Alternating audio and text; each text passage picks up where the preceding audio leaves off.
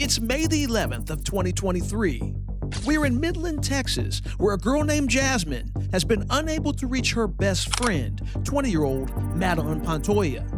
She would go to her friend's house and would still be unable to make contact with the young woman. Within the next few hours, Jasmine would leave and come back to the residence, but upon returning to the home, she makes an observation that begins to create even more concern. And this observation would make Jasmine call the brother of the missing woman. And upon his arrival at the home, they decide to call the police. And that's where our story begins, at the house of the missing woman, speaking with the police.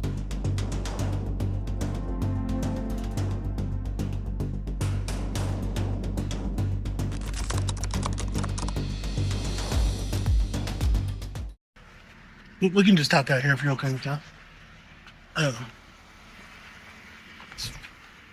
During a time when there's not as many people or anything like that. So I'm Detective Art Guillaume with Midland Police Department. So I understand that you were the one that came to the apartment at 6 o'clock. I did. Okay, can you just kind of run me through that real quick? Okay, so last time she texted me at timestamps. The last time she texted me last night was around, it was at 9:31, and she confirmed our plans for today, and yeah, that was that conversation. I texted her a few times after that. She didn't answer me, so I left it at that. And we also worked together, by the way. It'll tie into it. So we worked together, and so she didn't answer me at all. I texted her in the morning, like something work-related, no answer. And then I texted her later on, like we used to work plans later, no answer, nothing. So I got kind of worried. I was texting her, I was like, I'm going to show up to your house, don't answer me. No answer. So I showed up around 6:30ish, went up there. I noticed there was no lights on. All the lights were turned off. There's a little crack in her door because her ex-boyfriend's a little crazy. He's opened her door multiple times with a card, so the door's broken. So if you kind of lean on it, there's a crack, and there was no light on at the time. So I was knocking. I was saying the door's unlocked, nothing. So I waited there for about 30-40 minutes, and nothing. So I was like, I'm just gonna leave. Like, what if I'm just crazy and nothing's going on? I need to go live my life. So I left, went to go get some food, and I just had like a weird feeling. So I called a friend. I was like, hey, can you go back with me over there? Like, I think something's wrong. Maybe we should try to get in somehow. Like, I don't know, just to see if she's okay. Or her dog too. She has a dog in there. So we came over here, I want to say about 8:30, 8-ish. Came back up. As soon as I went up the stairs, I noticed the light was turned on immediately because like I said, there's a crack in the very, very top. Light seeps through, like you can see it right away. So I noticed the light was on. I immediately told her, like, careful, like I think somebody's in there. The light's on. So we continued knocking, and nothing. We're there for maybe like 2 hours. I finally called her family, like, hey, I think something's wrong. I think we should call the police. And yeah, so we've been here ever since. So you didn't actually do anything? I did afterwards when the manager or the maintenance man let us in. But And then I guess her car, all that stuff is still here. her car's here, her keys are here, her phone was here, everything was left here. Do you know who she was with last night? I do. A friend, Karen, she dropped her off about 11 o'clock at night, and from there on she was in her apartment, and her location was here all night. So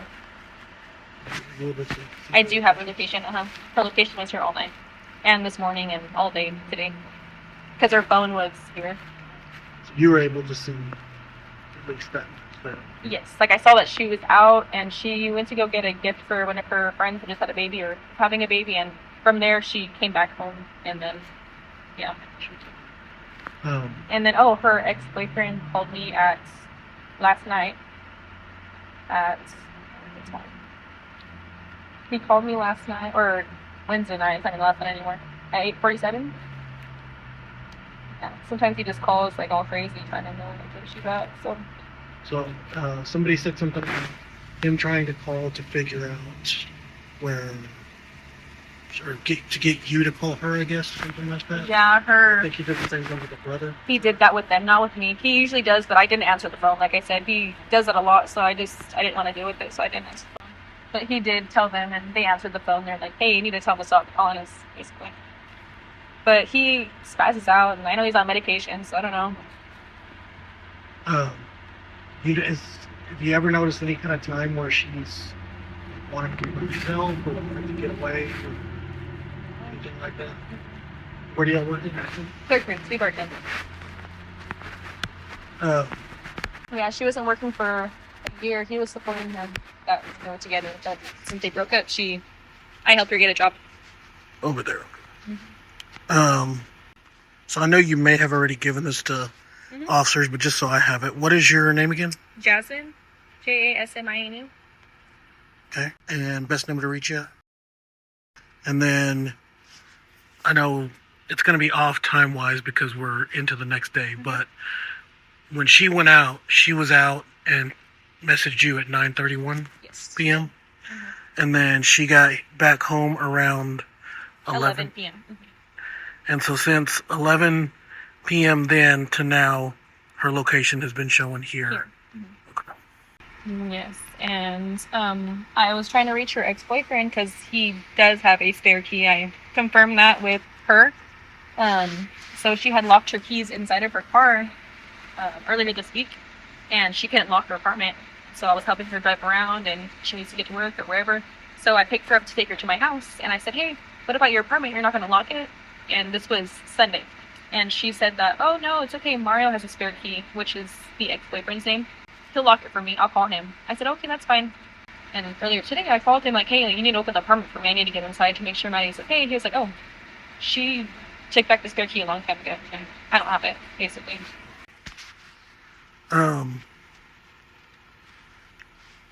Was she scheduled to work or anything today? No. What were y'all plans for today? Today, we're going to swim. Here?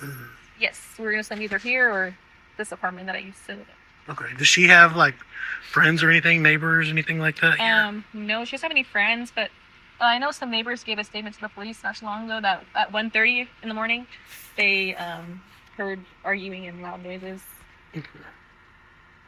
And this was... The night that... She comes home at 11:30. Yes, this so, would have been 1:30. Yes, 1:30. Okay. 1:30. Okay. Because I'm getting a lot of different info, so I'm just trying to put everything together. Who's the brother that you tried to call? Sitting down with the white shoes right here. Okay. Robert. Yes. Hello, Robert. Can I talk to you for a second? Hey there, I'm Detective Arbijo with Midland Police Department. I'm just trying to keep everybody separated so don't get distracted here. And I know you've probably already given this information, but just so I can have it, Robert's your first name, last name is? Pantoja. So when was the last time that you spoke to your sister? I need to get the exact time.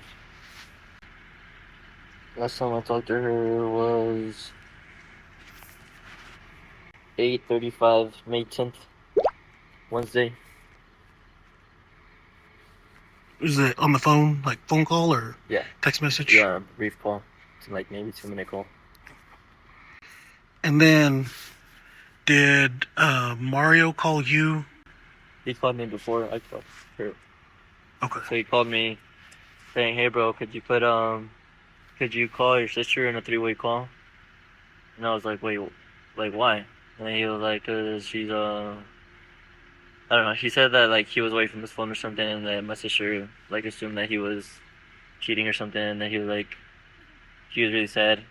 And I was like, "Why are you sad if you're telling me right now that you were not, if you're just like away from your phone, like don't act like you're guilty. You're sounding like you cheated or something." And then he was like, "Can you just put her on 3-way call, bro?" And then I was like, "No, I'm not doing that. Like, if she's not answering you, it's probably because she doesn't want to talk to you. I'm not gonna trick her, put her on 3-way call, and then you can talk to her." So then after that, I was like, "You know what? This is what I'll do. I'll call my sister, tell her to call you back." And then, but we hung up, and then, I called my sister, and I was like, "Hey, like, I don't know what's going on between y'all. Like, I don't know if you're like ignoring him, but give him a call back." And my sister was like, "Why are you taking his side?" And I really had no reason to take his side. I was just the thing I knew, and I told her, and she hung up. She was like, "Why are you taking his side and all this?" And I was like, "Well, I'm not even taking his side. I'm telling you to call him because I don't want him calling me." That's what I said. And then she and then she had hung up, and then I texted her. I was like, you know what, you're right, because I don't know your side of the story.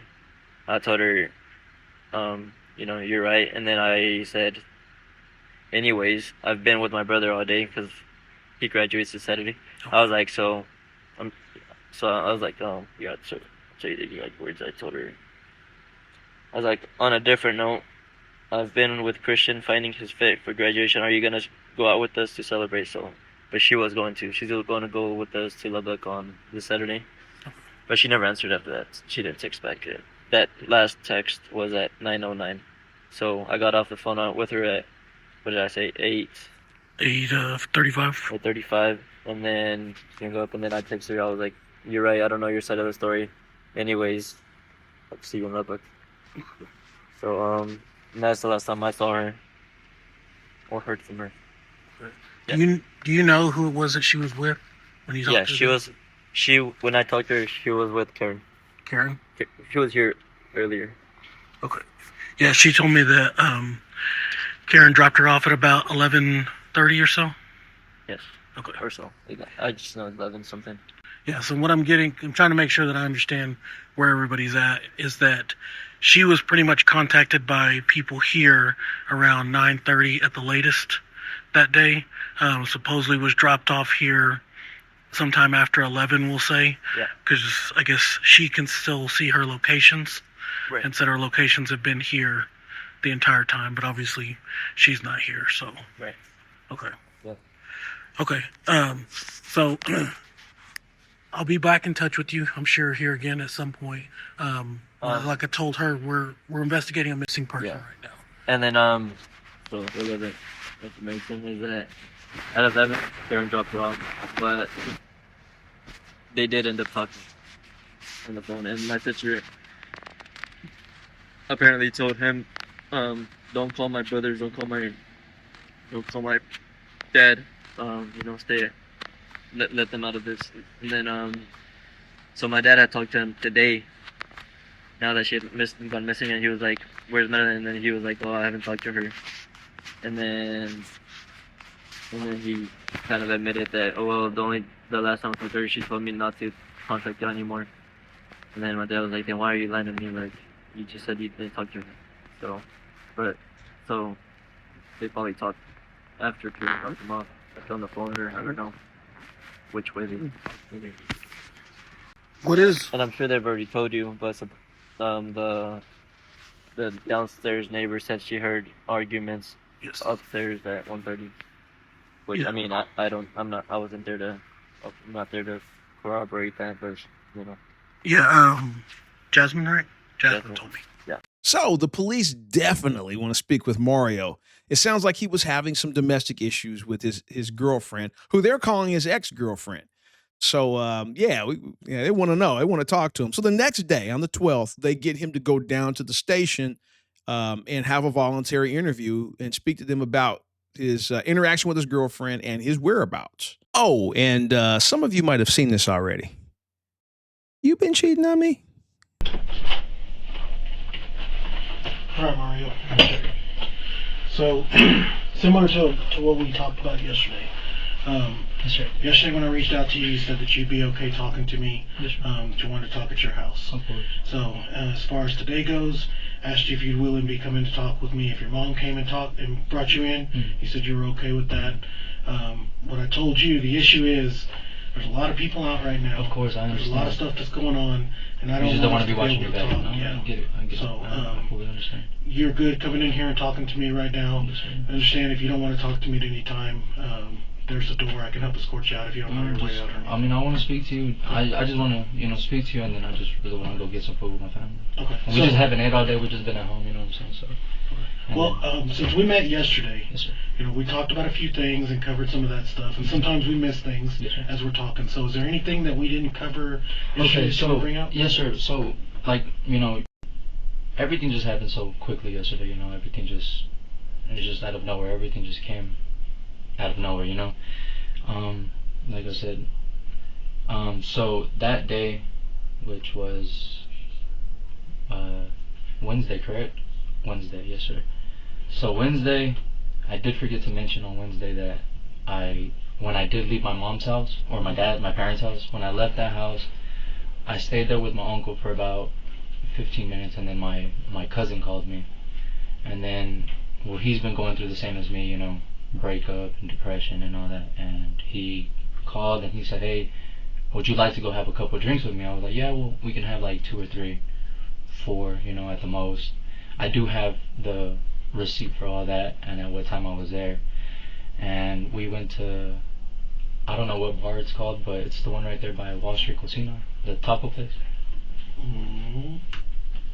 So Okay. we stayed there for about an hour, for a good hour. I think we left at around 11 o'clock, and then we went to my house, and then from there I went to drop him off at his house, and then from there I went right back to my house, and then that's when I stayed there with my uncle until we watched the whole movie and we fell asleep. And I think the last time that I was up was, I think the latest that I had stayed up was 2:23. That's when I was already about to go to sleep, because somebody had texted me, hey, what are you doing? I said, I'm at home. What about you? And they said, come get me. I said, I'm already in bed. She said, oh, okay. Well, So let's figure out so I'm not guessing wrong here. You said that this was Wednesday? yes sir. So what day was Wednesday? May 10th. May 10th. Yes sir. Okay.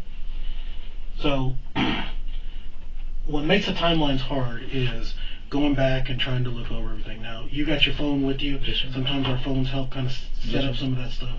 So let's just go back May 10th when you woke up. About what time did you wake up, and let's figure out your day from there. May 10th, the moment that I had woke up on May 10th, give me 1 second. So the moment that I had woken up was at exactly 8:12 p.m. PM or AM? p.m. 8:12 p.m. because I fell asleep at 3. I fell asleep at 3 p.m. because I took my medication.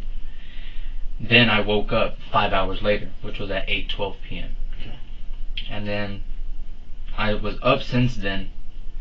And then, like I said, I contacted her brother to have him ask her, hey, can you give him a call? She gave me a call, and it was at around 9. She gave me that call, and she was like, stop bothering my family to call me, stop calling my friends to call me, to call you, stop calling my dad, my mom to call you. And I was like, okay, but I'm not calling to bother you in any type of way. I'm just calling you to reassure you, because I just didn't want her to overthink about why I was asleep for so long. You know, I've been on medication. And I could tell she was really just frustrated, irritated, and just upset, you know, obviously, because I am bugging her family to contact her, to contact me. So from there, she just let me read you the messages, boss. So from there, I had texted her, and I sent her the screenshot about me being asleep, and I was like, so you can tell I've been asleep. I have not answered anyone because I've been out. And then I asked her, who are you with? Why stress me out like this and not answer my text at least? I know you see me texting you. And then that's when she had called. I guess that's when her brother finally had told her to call me. She called, we talked, and then she ended the call because obviously she was already frustrated. And then she texted me. First of all, I'm not even around her, because I said on the call, the last thing I said on the call was like, every time you're with your friends, you always have a big ego like this. You start treating me like you don't care about what's happening. And I said, I heard her cough. How are you going to lie? I didn't. And then she said, I didn't know I coughed, or I don't have the ability to cough. I was like, she coughed. I heard the background. And I was like, bro, leave me alone already. I'm gonna leave you alone. Stop doing this if you don't want me anymore. Cool? I'm done, because I'm just want her to leave me alone with this, with all the assuming and overthinking stuff. Like, it's making my depression, my anxiety rise even more than what it already is. So. And then she said, you're gonna act like I'm the problem, then okay, but just remember, you asked for this. I mean, I never said anything about her being a problem. I was like, I didn't ask for anything. I didn't ask for shit. I've been asleep and I wake up to an assumption. And then she said, you just leave me alone now. I will respect your wishes. I said, I just wanted to reassure you, but you have a big ego when you're with your friends. And then I replied to her messages that she had sent about respect your wishes. And I said, it shows how much you try, but it's cool. So be it. I care about you a lot. But if this is how you're around your friends with me, cool, I see. And then she sent the entitlement. And she put, you think I need to try for you? I said, you're right. I'll leave you alone now. But fuck it. I won't come around anymore, so we don't bump heads anymore. Goodbye and have a blessed life for real. That was the last text message I sent at 9:06 p.m. I don't know exactly what time she left me on red, but You know, you sent it at 9:06. yeah. It's 9:06 exact. And then, what time was it that you called her brother? I called her brother. Give me 1 second. I have the call right here. Junior. I called Junior. Outgoing call. I called him at 8:31. And then, what time did she call you back? She called me at 9. At 9. So you texted between She called me 9 at and 9. 9:06. 9. Wait, repeat that. I'm sorry. You texted her between 9 p.m. and 9:06. No, I was already texting her the moment that I woke up. I was already texting her at 8:12. That's when I had woke up, and I was already texting her. And she was ignoring my text all the way until 8:50. Until finally, at 9 is when she called me. Okay. So, And then, so the last time that you sent any type of communication to her was 9:06 p.m. yes, sir. Okay. That was the last text message I had sent her, and from there, she didn't text me back. She didn't even reply to me. I gave her one last call, didn't answer, and so I was like, okay, well, I'm gonna do what my mom and my dad told me to do. Just give her 7. Would go as long as I could without texting her or talking to her or even seeing her. So the next day, which was Thursday, yesterday, you know, I woke up in the morning. My dad picked me up for work. Practically, I just didn't even touch my phone. I just left my phone in the truck the whole time. Stayed at work. And I didn't even want to try to call her. I didn't want to try to text her. Or I didn't even want to go up to the house because I just don't want to be bumping heads. I just didn't want to be bumping heads anymore. I don't want to be having conflict with her anymore over assumptions, over us. I mean, we're human, you know what I'm saying? We're not perfect. We overthink. Everybody does. And I just didn't want to do that anymore. I just, you know, my sanity isn't there for, you know, my depression, my anxiety. I can't keep dealing with always having to bicker at each other over irrelevant things that we think about, you know? So, what time was the last phone call? It was at 10. At 10? Yes, sir. Do you remember exactly at 10 or? Shusha.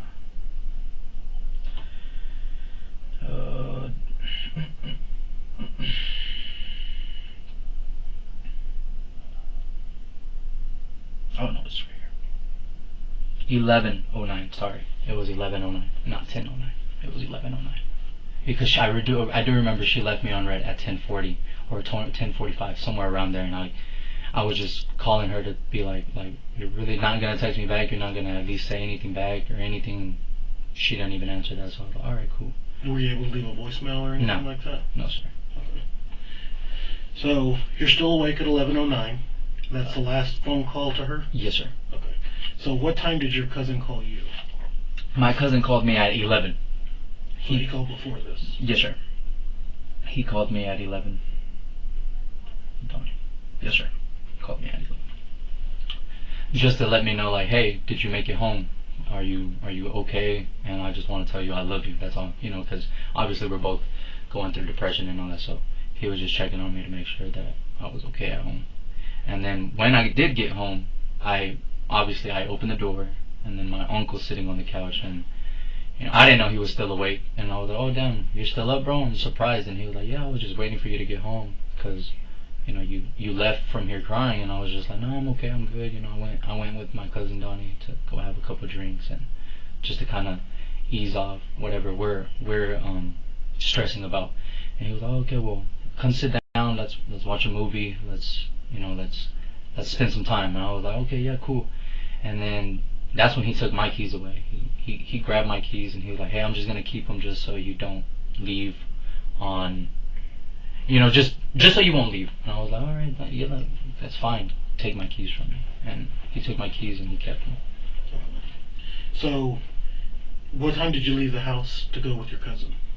I left my house at somewhere around 9:40, 9:50, somewhere around there. And then, did you pick him up, or? Yes, sir. I picked him up. Okay. Do you remember the address that you picked him up at? It's the same apartments. He lives at the same apartments. Oh, he lives at those Yes, same sir. apartments. And then, what vehicle were you in? In my truck. Your truck? Yes, sir. Is your truck the, F-250. what year one? The one that you're about to pick up, the 2012. That's yours? Okay. Yes, sir. So you were in that truck, you go pick him up at 9:40. Somewhere around there, yes, sir. It's not an exact time. I don't remember exactly what time, but it was around 9:30 to 9:50. Okay. Yes, sir. So from there, y'all went to... We went first, we drove to... what's that bar? Okay, it's on Illinois. We drove first to a bar on Illinois, right there by the laundromat, where the soup kitchen is at. Mhm. That's the first bar we went to. We got in there and we were like, no, bikers are in here karaokeing, so we didn't want to stay there. So from there we drove to the bar that's right here by the Wall Street Cocina, and that's what we stayed at right there. We stayed there for about a good hour. Do you remember what time you left? I'm gonna assume that it was 10:45 to 10:50. And then where'd you go from there? From there, we went straight to his house to drop him off. From there, we dropped him off. Because he wanted to go to my house, but I was like, honestly, bro, like, I don't want to be driving under the influence, obviously, because we did have a couple of drinks, and I didn't want to go to my house. We were on the way to my house.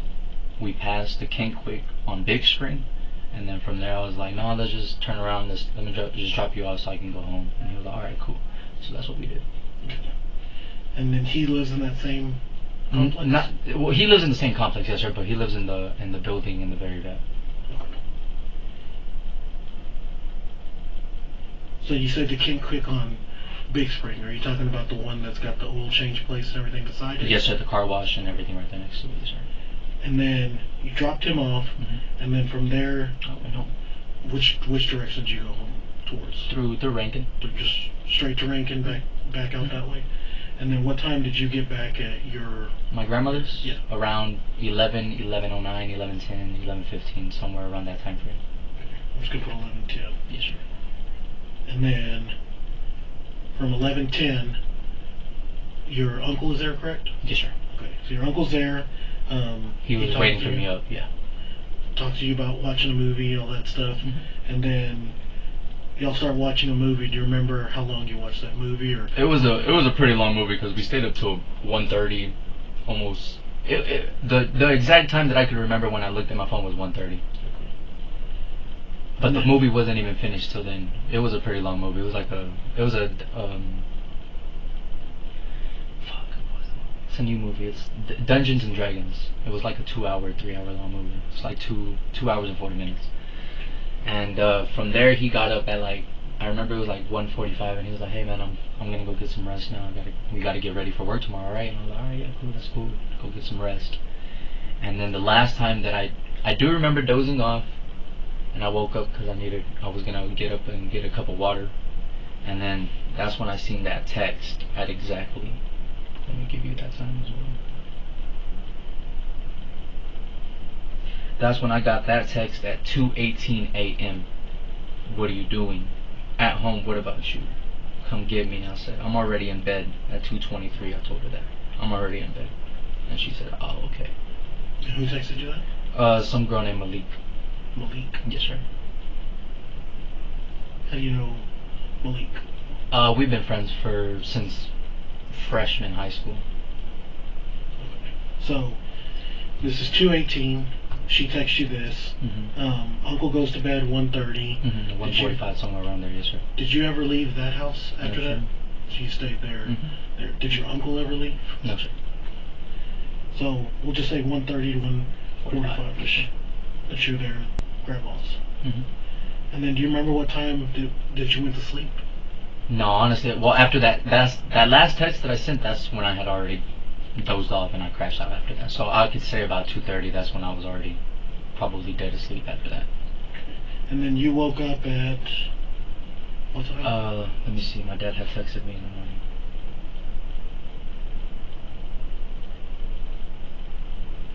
Pops. He texted me at 8:08 in the morning to get ready. And then when y'all went to work, because he had said y'all worked from Half a day. We just 9 to worked. 3-ish? No, we worked probably till 8 to 12:30, 1. Because I just remember we got lunch and we went straight home. Because I remember at 1:30 he came back to pick up my grandmother to take her to work. Because my grandmother was already there waiting for us to get home.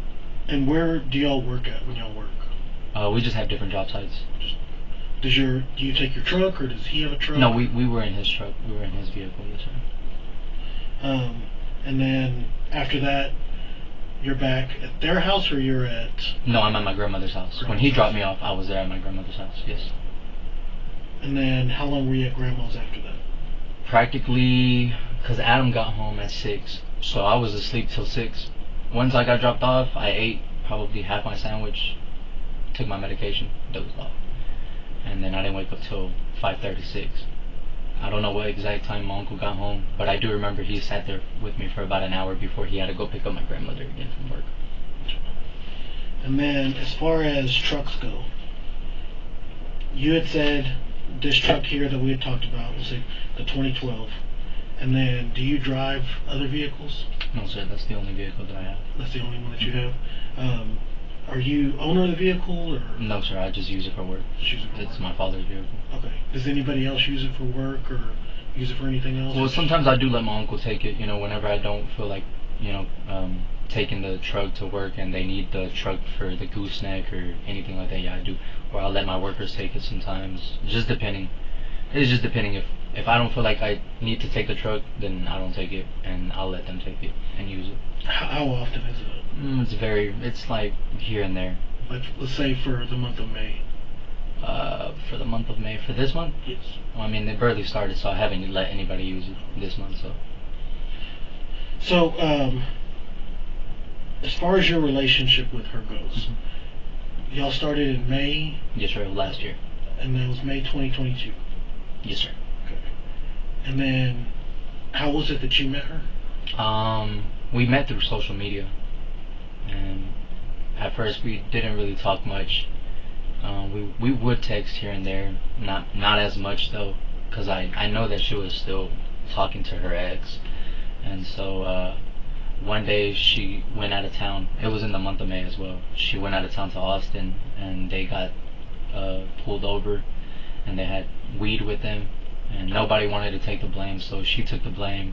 And then her friend called me out of the blue because she didn't text me all day, so I was just, I kept texting her, hey, what's going on, are you not going to text me back no more, or are you with your ex out of town, or, what's going on, don't play with my feelings, don't just use me, and then her friend finally called me, and she was like, hey, just to let you know, she's in jail right now, just so you don't be, overthinking or thinking things that she's not doing, and I was like, oh, alright, well, that makes me feel a lot better, yeah, that's cool. So I drove all the way over there to bond her out, and from there it was just, we never left each other's side. We were together every day. Practically, she quit her job just to be with me every day, every second. She would come to work with us. We eat together, shit together, everything. We just did everything together. We never left each other's side. So, and then finally our relationship ended last month on, I don't know exactly what day, or I think it was a couple, 2-3 days before Easter. Okay. And our relationship ended, but she still kept like keeping in touch, like, hey, I just got off of work, do you want to come over, or hey, I just got home, do you want to get a bite to eat, or like I said on Tuesday, she got off of work on Tuesday at 11. She called me and she was like, hey, I just got off of work, do you want to grab a bite to eat with me? And I was like, no, honestly, I don't. I just took my medicine and I'm already kind of dozing off, but if you really want me to accompany you, come pick me up, I'm here at home. She was like, oh, okay. So she came, picked me up. We got food, came back to the house, parked there. She put a little movie on the phone. I watched her eat. Once she finished, that's when I was like, hey, you know, I'm gonna go inside. I'm already falling asleep here in the seat. So, yeah, you know, go home and get some rest as well. And, you know, we both departed from there, and she went home after that. Okay. And then I never seen her after that. After Tuesday night, I didn't see her not one time on Wednesday, not even on Thursday when I went to work. I didn't contact her not once either. So you break up, you make the decision that y'all aren't going to be together, April 2023. And then we're fast forward here till middle of May area. So on an average, how much would y'all talk a day? Every day. Every day. She would text me every day. So what changes with the breakup versus the days before that? Like if you're Wait. still talking every day. What changed? Us not living together.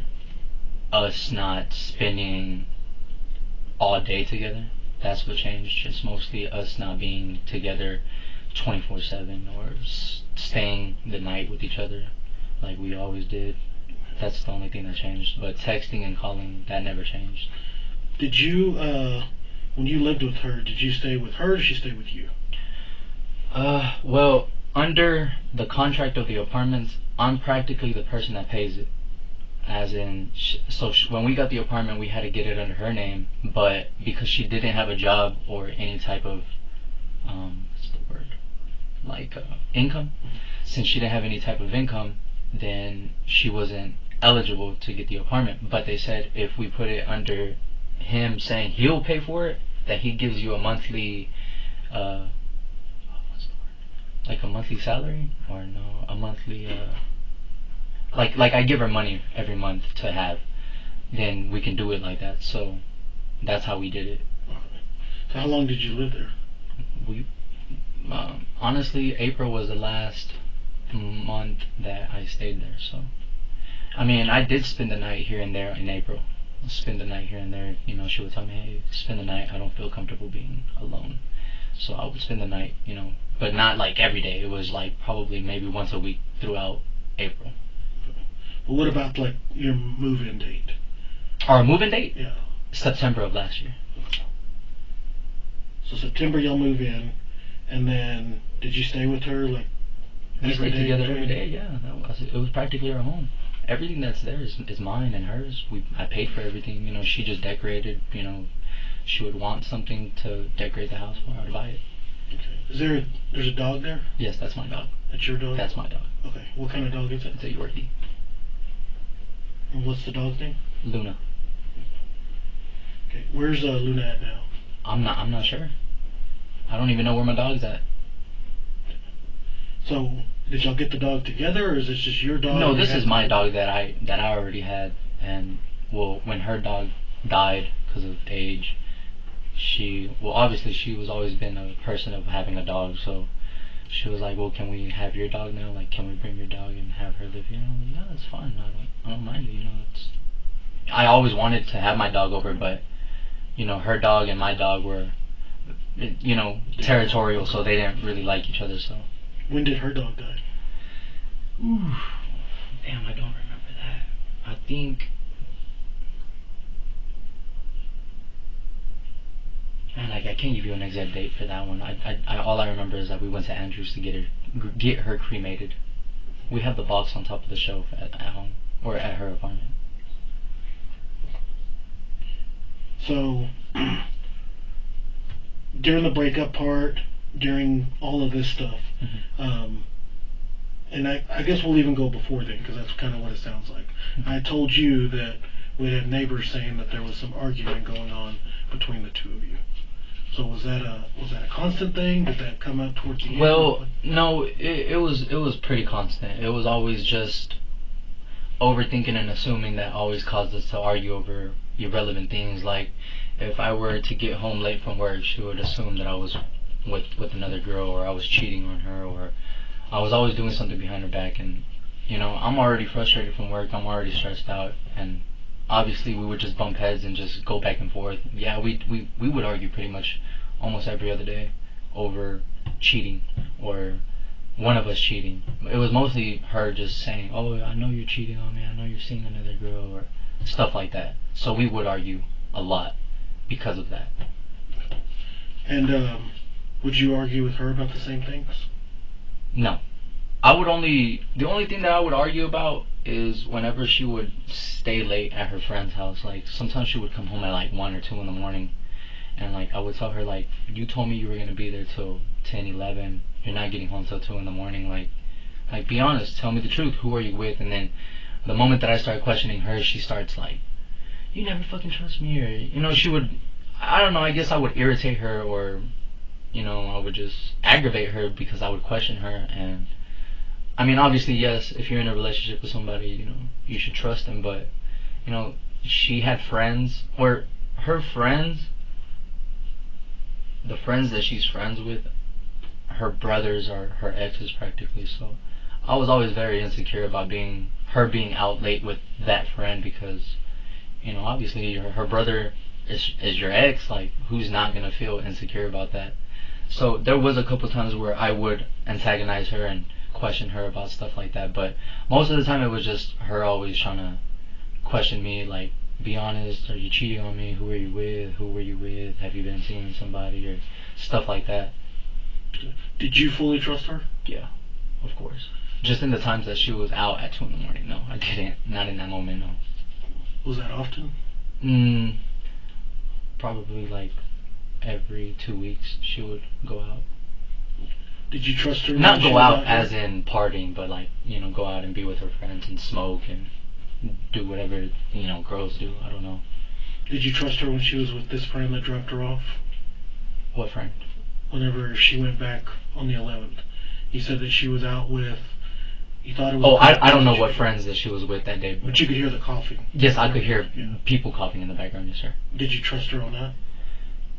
Well, yeah, I mean, obviously I can't tell her anything about who she's with, because obviously we're not together, and I know me questioning her all the time when we were in a relationship was kind of a big deal of our relationship falling apart, was because of me always questioning her, asking her questions, and just antagonizing her, you know what I'm saying? So, since we broken up, I tried not to like questioning her about who she's with, what she's doing, or has she been seeing guys. I try not to do that because I just don't want to bump heads anymore. I just don't want to be intruding in her life and making her feel like, oh, all he wants to do is fight, so. But because you don't ask her those questions doesn't mean that you can't have them in your head. Yeah, no, of course, I had them in my head, of course. Like I said, I texted her in that moment because, like I said, I woke up to her telling me, if you were just going to be with a girl, you could have just said that, So, yes, I did text her, like, 3-4 text messages after, like, who are you with, because there has to be a reason that you're questioning me on that. So, who are you with that's making you feel guilty or making you start assuming that, you know what I'm saying? So, yes, I did ask her one time, who are you with? But she never told me what friend she was with or who she was hanging around with. I never got a text back saying, oh, I'm with this person.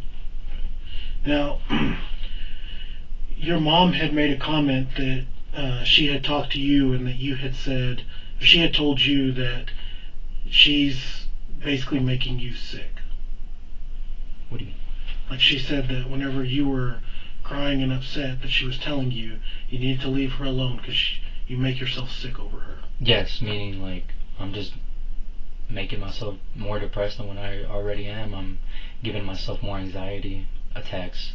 The more that I keep trying to pursue her, all I'm doing is just causing myself more pain, more depression. Days between the breakup that y'all are at least talking every day and stuff, you didn't ask her ever, like, well, she did take care of me when I did get out of the hospital, even though she broke up with me because my parents were going out of town for Easter. So my mom asked her, like, hey, can you just watch him?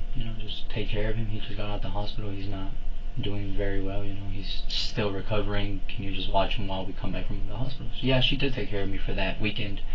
But after that, we went a whole week and a half no communication, no seeing each other, nothing like that. And from there, finally, she did text me. She called me, just to ask a couple questions about.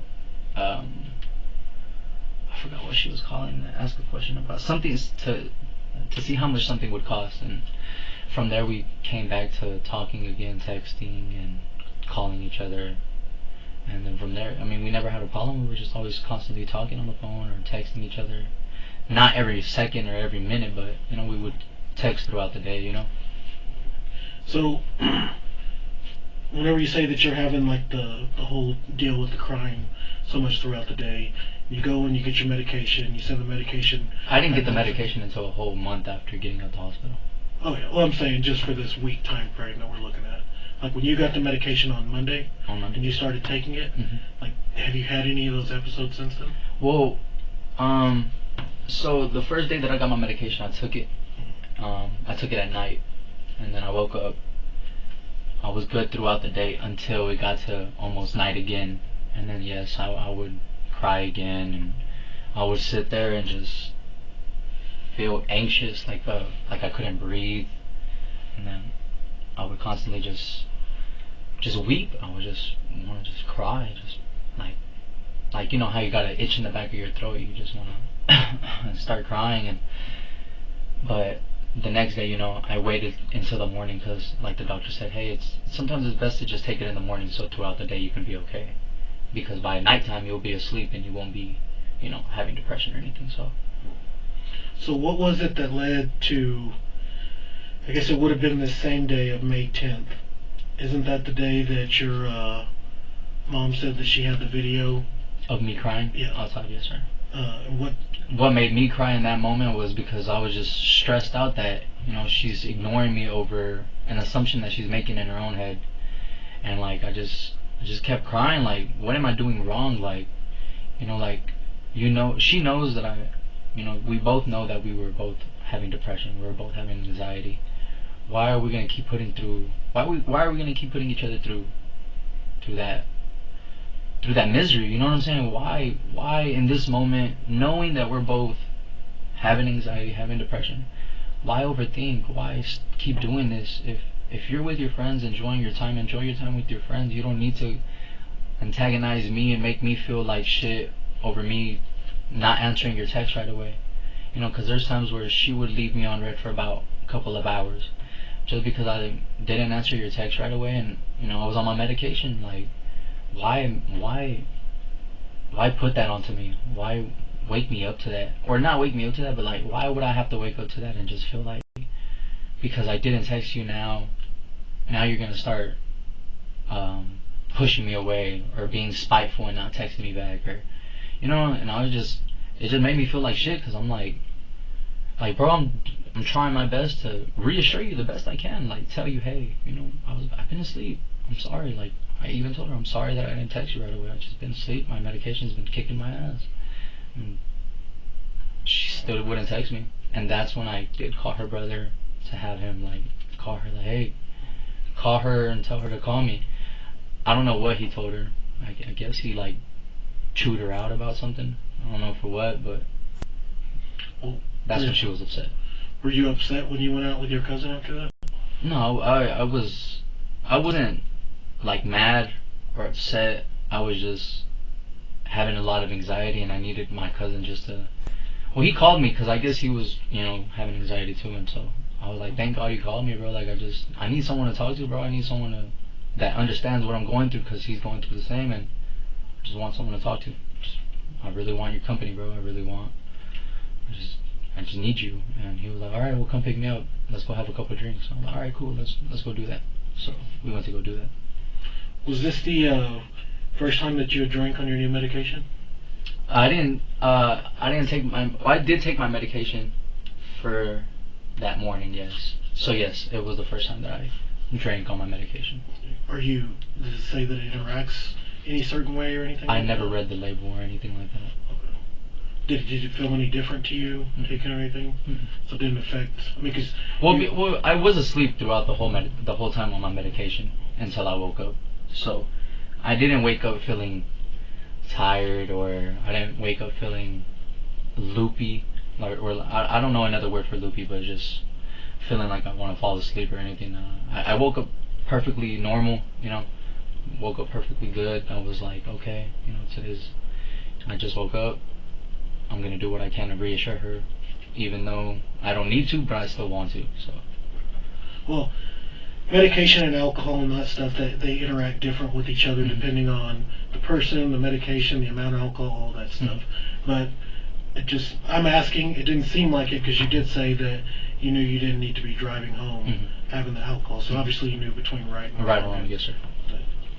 Have you ever had this timeline here, and we're trying to look and we're trying to find out exactly what happened and what's going on, especially dealing with her, somebody that you've talked to as much as you've said you have, and obviously since nobody's talked to her since this last incident on this day and going through that time period, is that causing you any issues? On me and her not communicating? No, just you not being able to talk to her. Right now? Is that causing you any issues? Yeah. In the mornings I wake up and, like yesterday, I was worried about her all day. You know, when I woke up in the morning to go to work, I wanted to text her, I wanted to call her, I wanted to talk to her, but I knew that I shouldn't because I didn't want to bump heads anymore. I just don't want her to be mad at me anymore. So I would tell my dad, like, I want to call her, I want to text her, I want to just send her something, and he'd be like, no, you need to have self-control and you need to go no contact for a little bit. You know, you need to worry about yourself and be worried about how she feels. So I didn't text her at all, even though I wanted to call her, I didn't. And then at night, you know, everybody is calling me, and I'm just like, you know, I haven't talked to her, I haven't tried to make no contact because she told me to leave her alone at that, you know. And they were all like, well, now why do you want to leave her alone? Well, because, you know, I woke up to her antagonizing me over something. I need to be good. I need to be okay with myself, because I can't be dealing and reassuring somebody about their own feelings when I need to reassure myself about mine. And so, yeah, I have been, you know, I wake up and I'm stressed out. I'm panicking. I feel depressed even more because I haven't talked to her. I haven't made no communication with her. Yeah, I do feel more anxiety. Do you and her are on the same phone plan? And then how long have y'all been on the same phone plan together? Since September. Who pays the bill? I do. You pay the bill? Yes, I pay everything. For her car bill, phone bill, apartment, rent, everything. Was there any kind of agreement or anything whenever you decided to pay each other's? You pay for her phone bill? There was never an agreement. I just did it out of my heart. I mean, that was my girlfriend, you know. We were together for so long that, you know, I just thought that I think that was the, you know, gentleman thing to do, is to pay for everything, you know. So that's what I would do. Did you ever go through her phone? No. Did you have her passcode? I did have her old passcode, yeah, until she changed it once we broke up. Did she have your passcode? She did, yeah. So you never would let her go through your phone? Yeah, she would go through my phone. Yeah, she would go through my phone a lot. And I didn't mind it because obviously I know how it is to overthink. I know how it is to have those thoughts in the back of your head, like, is he doing something behind my back, or is he cheating? I understand, so I never had a problem with her doing that. You never tried to check to see who she was talking to? No. Even after the breakup or anything like that? After the breakup, yeah, I did try. But that's when I realized she changed her password. So that's when I was like, damn. Like, this is actually something that she really wants, is for us to be done. Can you access it through phone records? Can I access it? Is it your account? Yes, sir. It's my account. So did you try to access it any other ways besides the phone? Never tried, no. I did try one time to access my phone records for her, because she kept telling me that she wanted to see who I was texting or calling or something. So I tried to do it one time, but they said because I don't have that plan of security or something that I couldn't get it out myself. So that was the only time that I tried. But it wasn't for my sanity, it was just for her reassurance. Was there ever any talk or anything that came up that would lead you to believe that she's pregnant?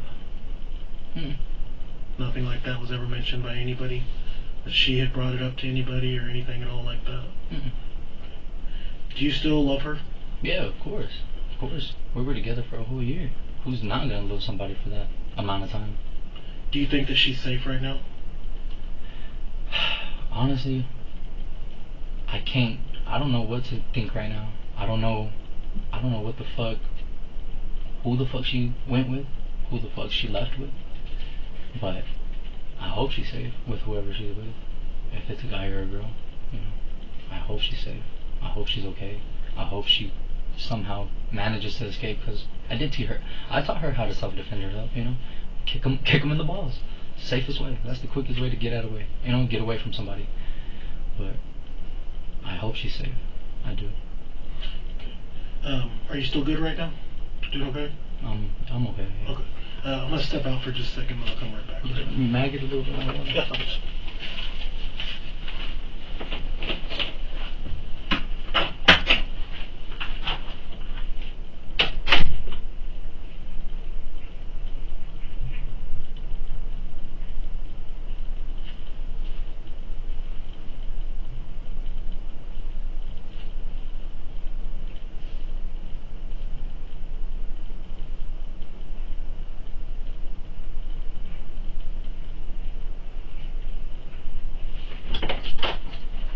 You don't need food or restroom or anything like that, do you? Appreciate it. Alright. What's going on? No, I'm just having anxiety now. I'm just overthinking now. Sorry, what you thinking? Just that she's safe. I'm worried about her too. I'm trying not to freak out because I'm trying to just stay calm because of my pills, obviously. But you know, I sit here and I start overthinking. You know, I don't want nothing to happen to her. I just want her to come back. Whoever she's with or whoever she left with, I just want them to bring her back. You know, bring her back. I'm just trying not to freak out because I do want her to be safe. I want her to be okay right now. And I know that she's probably in her head like going crazy right now because I don't know if she's safe. I don't know if she might got kidnapped. I know that she's going through something too. I'm just trying not to panic. Why would you think she was kidnapped? Because the way her friend said, like, her phone was still there, her keys were still there, her purse was still there. She must have left with somebody she knew, or not left. She might have just went downstairs to smoke with somebody or do something with somebody, and they might have just took it on. That's, you know, being on the third floor like that is a long way to have to go. Go downstairs, yeah. I mean, do you think something like that could have happened to her? Well, I know that, you know, she back then, whenever we lived at her old apartment, or before I lived with her at the old apartment, you know, she would always be going downstairs to smoke with her friends and be with her friends and be in the car with her friends. So, and now I don't know because of how private she became, how she didn't let me know anything in her life anymore. Like, she completely distanced herself from me, and now I was always her safety. I was always like the protector, you know.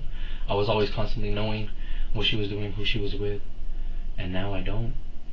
Now I don't know who she hangs out with. I don't know who she goes to anymore. I don't know any of that, and it makes me just worry a lot. Well, in a case like this, like I said, we have to worry about certain things too. We're trying to figure out, you know, a missing person, where they would have gone, what would have happened, what exactly, you know, led up to everything else that happened. Is this person still alive? Is this person dead? Like, these are all things that we're trying to get figured out as well. Yes, sir. That's why we're just trying to set up everything the best that we can. Of course, yes, sir. So, are you good for right now? Yeah. Step out for a second? Is there any way that I could, like, have my mom come up here? She's here. I don't know exactly where she's at. Let me go see where. Am I able to, like, or I don't even know. How long am I gonna be in here? I need to go check on something, then I can come back and let you know. Okay.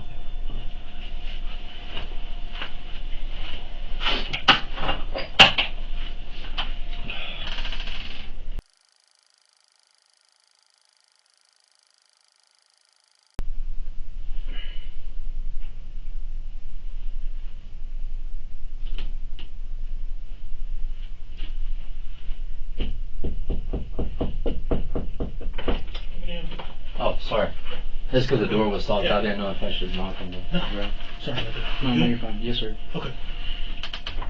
I was just wondering, Am I able to leave now, or? I mean, you're free to leave at any time. No, yeah, of course. I'm just trying to make sure. Do you Yeah. have any more questions for me so I Yes. can sit here and answer them? Yeah, if you're good still Yeah, talking. yeah, yeah. Well, like I said, I mean, you've always been free to leave at any time. No, of course. Um, I'm just trying to make yeah. sure that I can answer any more questions that you have. Yeah, I was trying to go through to make sure that I understood everything and that I have it the way that I need to Yes, sir. before we continue. So, Yes, sir. What do y'all think about that? What do y'all think about the whole, we've heard that a million times, you're free to go if you want. Okay. But what do you think about the door being locked? Does that work? you're still good talking to me? Yes, sir. You still understand that you can leave when you want to? Yes, sir. Okay. I'm a little bit confused as far as the time stuff goes. Mhm. And when you went to the bar with your cousin, Mhm. I don't know if y'all texted each other or he called you or No, what. I called him. Okay. Or he called me. Can you double check that time again? Yes, sir.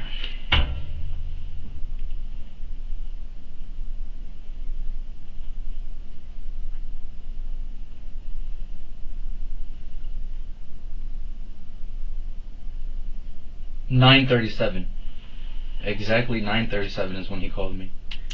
And I got there at his apartment at 9:45. And you said he lives in the same Yes, sir. apartment? Yes, sir. Do you know what number he lives in? I just know it's building 4. Building 4. Isn't building 4 right by building 5? And, well, the way that the apartment is set up is kind of weird because building 4 is all the way at the very corner. And then building 5 is over here by the pool. On the other, okay. And then what is your cousin's name? Donnie. Donnie? D-O-N-N... Donnie. Okay.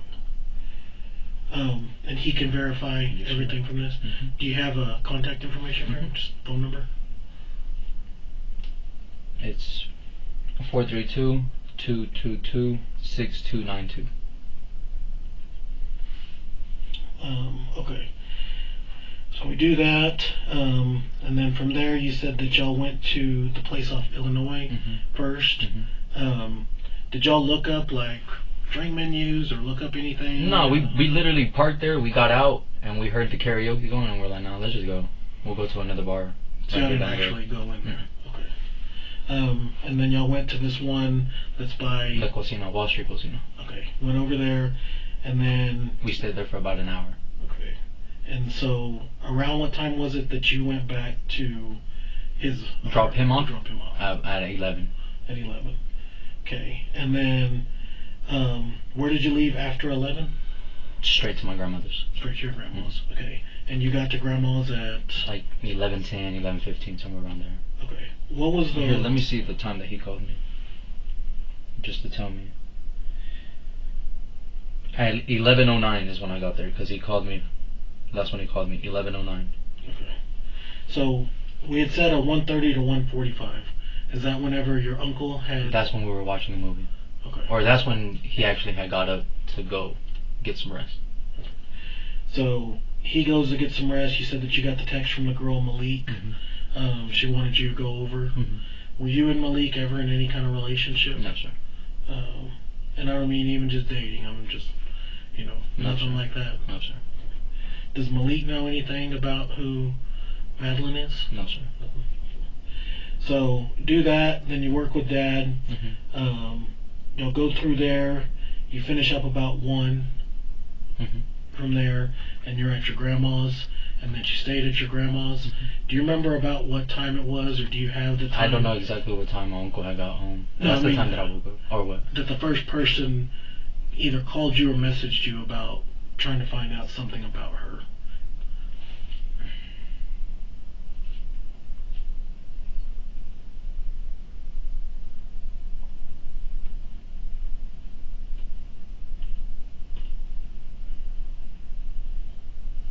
It was at 6:02.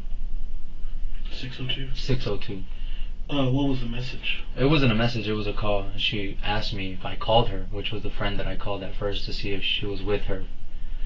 And she asked me, "Hey, did you call me yesterday?" I was like, "Yes, but I mean, it's already too late. Like, I already got in contact with her, to her brother." She was like, "Oh, okay." And then she called me again at 8:23 to see if I've heard from Madeline, or if I've been around her, if I've seen her, or is she with me. And that's it. And then you go from there. You were there. You never left that house. My grandmother's after no. that point. I didn't leave my grandmother's until 8 or 9 to go back to my mom and dad's house. And then from there, you were contacted by officers. You and I spoke during that Around time. 12, yes sir.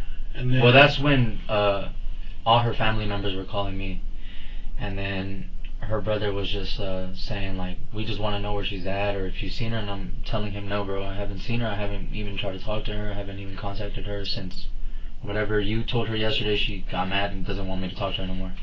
And he was just like, well, we just want to know where she's at or anything. And I was like, bro, I don't know, bro, but if she's not home, call the police. That's the first thing that me and my mom told him. Call the police. That's the first thing to do. And from there, we waited for y'all to get there. Well, we didn't know that y'all were going to get there until obviously y'all knocked on the back door, and then we were like, oh, the police are here. So that's when we spoke to them, and then that's when you said that you were going to come by and speak to me, and then we waited for you. And then you said that you and her had started, did you call it dating or talking to each other in May? At the beginning of May last year, we were talking. We were talking, okay. And then... We didn't start dating until I bonded her out. And you bonded her out around... I don't know exactly what day. Do you remember the month? It was in May. It was in May? Yeah. So during the month of May is when y'all decided to make it official. Y'all were going to date. Yeah. And then up until September, y'all we got a new apartment together. together. And then up until April, and then broke up sometime there in April. Still talk daily, though, after all of that happened. Yes, sir. So when you met her, you said that you met her on social media. Yes, sir. What social media was Instagram. it? On Instagram. And then I'm not familiar with how Instagram works. I don't have none of my social media anymore. That was one thing that she didn't allow me to have was social media anymore. So how come you couldn't have? She just didn't trust me. She didn't trust me just looking at girls, nothing like that, following girls, adding girls, nothing. So that was one thing that she made me do is delete all my social media, everything. So how do you get to where you follow somebody? What do you mean? Well, like if you met her on Instagram. Well, that was before she made me do that. Obviously, Yeah, I had social media. I added her. We texted. And then once we did start dating, that's when she was like, I don't want you to have social media. I want you to delete it in front of me. Or at that, she deleted it for me. She didn't even let me delete it. She just did it for me. Was it, so does it show like a picture of her or? Mm-hmm. It shows a picture of her. Yeah. Was there something about that picture that stuck out to you? No, while you had her? We just followed each other. We followed. She was just a suggested person, and I just followed her, and she followed me back, and she liked my picture, and then I liked her picture, and then we texted. Who initiated the text? I did. You did. Mm-hmm. What kind of stuff would you talk to her about? Well, the first text I was just like, would you mind me getting to know you? And then she sent me her number, and then we started texting from there. And then May, to later on in May is still a fairly short amount of time. Mm-hmm. No, we didn't. We were already texting since February. Okay. We were already texting since February, but it was just a texting. Like we were just texting. We weren't talking. Nothing. It was just little text. We would send each other until finally May is when we became like something serious. So February is when you added her. Yeah. And then talked to her up until May. May is when they became like serious. Yes, sir. Okay. And then how far did you have to go to bond her out? All the way to Brady, Texas. Okay. So you drove all the way to Brady for her. Stay with her. You decide to move in together. And even, depending on who you talk to, that's still a pretty short period of time. What was it about her that got you so close to her? Just the way she treated me. I'd never talked to anybody that would immediately cook me food and take me out to dates and buy me things. Never had anybody do that for me, and immediately it just made me like see her as a different person. Like I'd never met somebody as like kind like her. Not a lot of people would do that. Not a lot of people would cook for you, not dating, and not a lot of people would buy you things, not dating. And it was just the small things that she would do for me. What other kind of good qualities does she have? Just good qualities as in Just a person. as the person she is. She's just funny, loving, caring. The way that she cared for somebody, like if she knew you had a stressful day, she would do whatever she can. She would cook you a good hot meal, massage you, ready up that shower, get your clothes ready for you right next to the shower. She was just what a wife would be is what she was. That's what that's how best I can explain it. Did you ever think about you and her getting married? Yeah, hell yeah, I still do. Did y'all have conversations about it at all? Oh yeah, plenty of times. Plenty of times. What was the holdup? What was the holdup? To asking her. Because she wanted to wait a year. She wanted to wait a whole year until I could finally ask her dad permission to marry her, and then we would get married. So you were gonna ask the dad permission and do that whole route. Mm-hmm. They didn't mind that y'all were living together though beforehand. No, they were actually pretty happy that she actually found somebody that is taking care of her, helping her, doing everything. And then up until April, you said that she left you. Mm-hmm. What was it that she said to end things? She just didn't want to go through this anymore. She didn't want to go through that. Watching me do that to myself. So. Well, since y'all still talked every day, was it much different than when y'all were actually together? Mm-hmm. What was the biggest differences? Just not being able to love each other anymore, hug each other, kiss each other, hold hands anymore, not even go out to dinner, not even go watch a movie together. It's just always at home and watch a movie there at home, and that's that. Because you still loved her. Mm-hmm. And she still loved me. She would tell me all the time, I love you so much and I miss you so much, but I don't think we can get back together. That's what she would always tell me. Why didn't you think y'all could get back together? Because she didn't want to go through watching me do that again to myself. Even if... And it happened twice in that same month, so that was a big if for her. Worried about a lot of things and got a lot of that stuff that's going through your head, particularly involving her. But I've talked to you for however long that we've talked today. I talked to you there at the house, all that stuff. We've had officers talk to you, yes, sir. all of these things.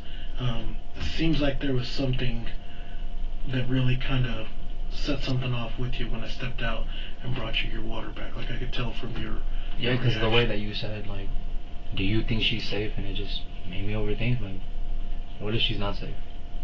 What if she's not, It makes somebody overthink, especially somebody that has anxiety and has panic attacks. Yeah, it made me overthink, like, what if she isn't safe?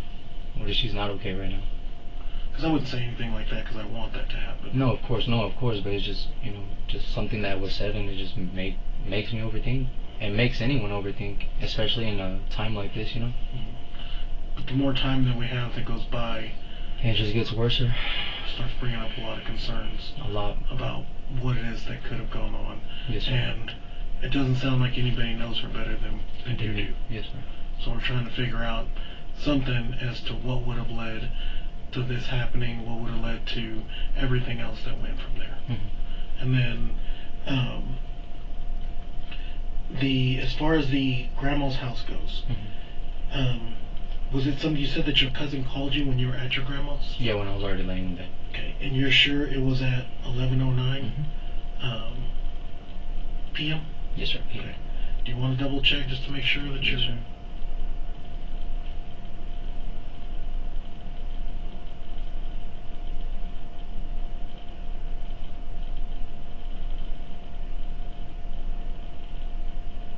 Mm-hmm. 11:09.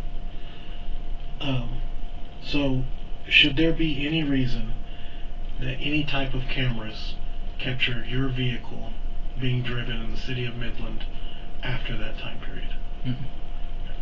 Nothing else should come up regarding your vehicle being anywhere on any type of camera. And if something like that were to come up and your license plate was picked up on a camera in the city of Midland after that time period, how would you explain it? There's no possible way. I mean, I was at home the whole time, and my uncle had my keys, so there was no possible way of my truck even leaving. Anywhere within the city? Yeah. What about the county? Nowhere. Is there any reason that there'd be any camera that would pick your vehicle up leaving that house at any time after 11 o'clock? No, sir. Nothing like that? No, sir. Is there anything that you've told me today, looking back at, that hasn't been completely truthful? No, that's everything. That's practically hour by hour. So you've got most everything situated that you need to get situated? Yes, sir. And you're still good talking with everything? Yeah. We're coming up to the end of everything, so I just want to make sure. Do you have any kind of questions for me or anything like that? No, sir.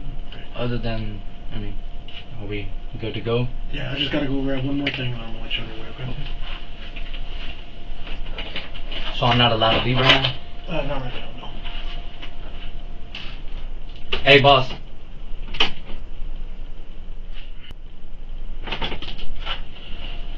Alright, you want to stand up for me? Yes, sir.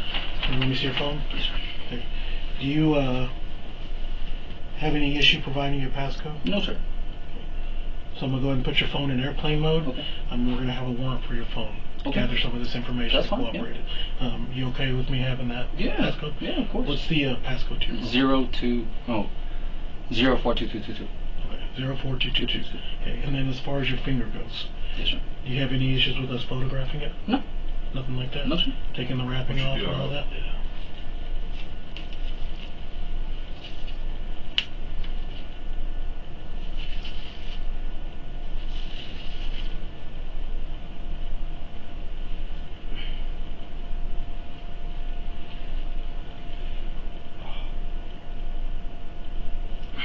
Okay, so at this point, since you asked if you were free to leave and I said that you weren't, I'm not going to be asking you any more questions.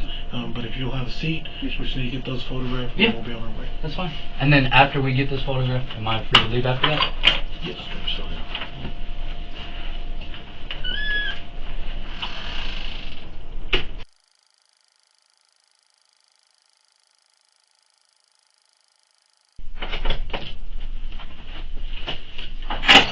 So, if you would, just put your hand up there. Let me just get a picture. Yes, sir. Get a couple other angles. Okay, and then I'm just going to get an overall picture of you. So, we're executing a... I'm sorry, just right quick. And you remember, my name's Anthony, of course, so we met earlier. Okay. If you would, Bubba, would you just roll that hand like this? Okay, good one like that. And then all the way like this. And then like that. Just make sure we got 360 on there, okay? Now, so let me just take a slow look at your hands right here, Bubba. Okay.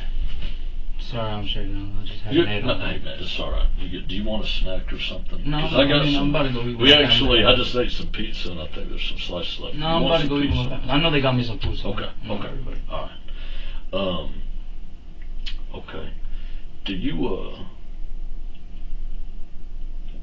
would you have any issue with, and you gotta understand, brother, I'm not asking you any questions or asking for any kind of statement or nothing, so just hear me out for a second. Typical in something like this, and it's not even like, I'll just speak frankly, right? Yes, sir. So, whenever we have somebody go missing, right? Yes, sir. Who's her family thinking? Obviously, it's all the That's fingers what are they're pointing at me right now. Right, Yeah.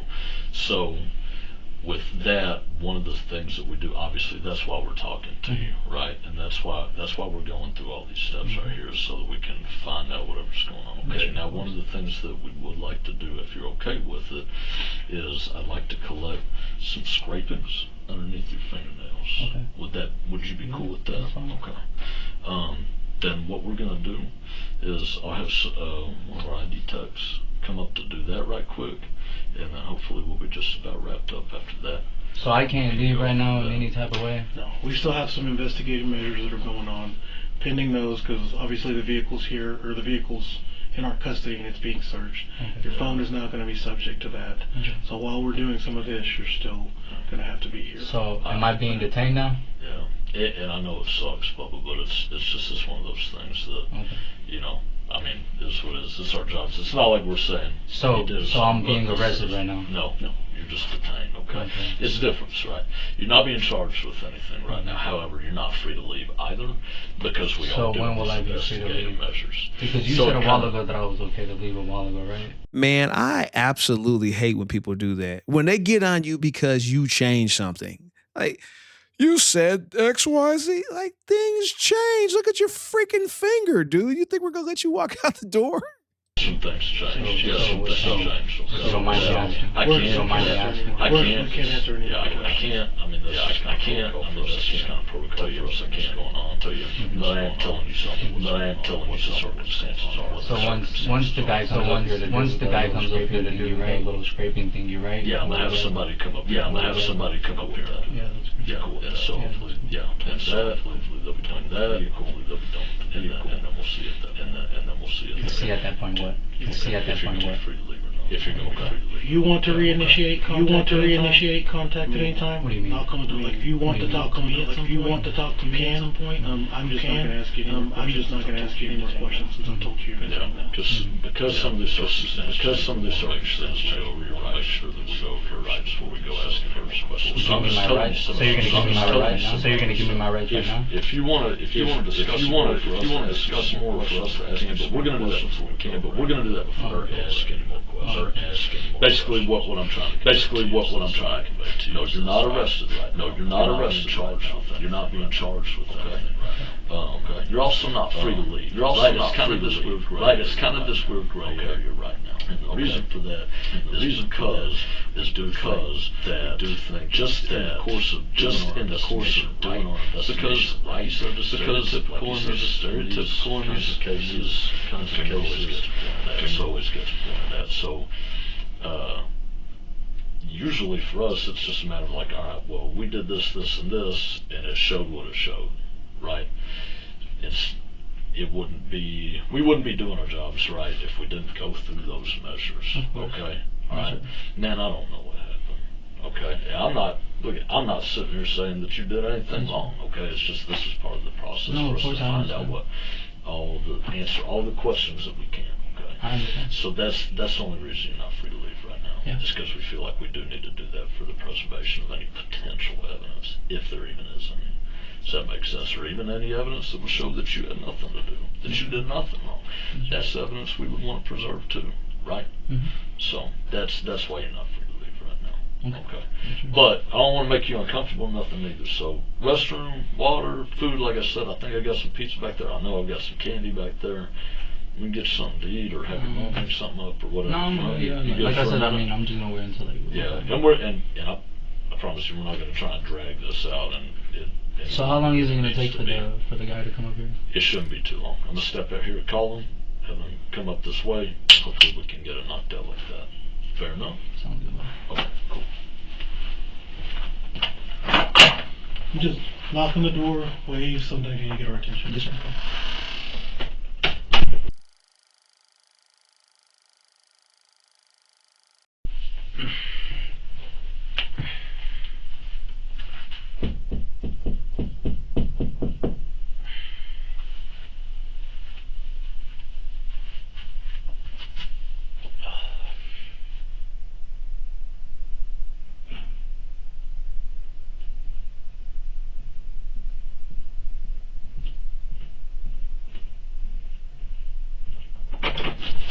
Yeah, what's up? Hey, can I use the restroom? Yeah, for sure. So we're gonna go straight.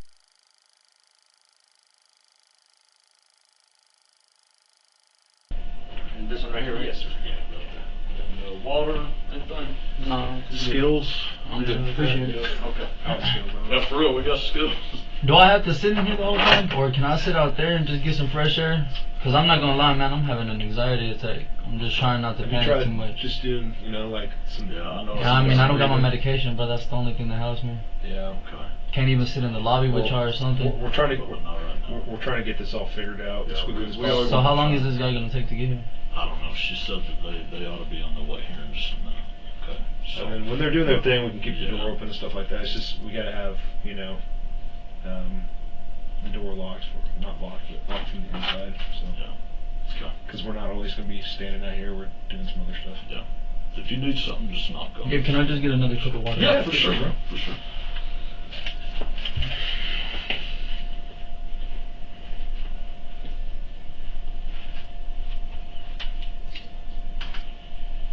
We still have that many people up here right now. We got people back in the office doing stuff and like that. So Nice. That's cool. Am I able to smoke in here? can't smoke, bro, indoors. Sorry. You can't vape or anything? No? There you go, man. Alright, bro. That's pretty good. Yeah, no problem.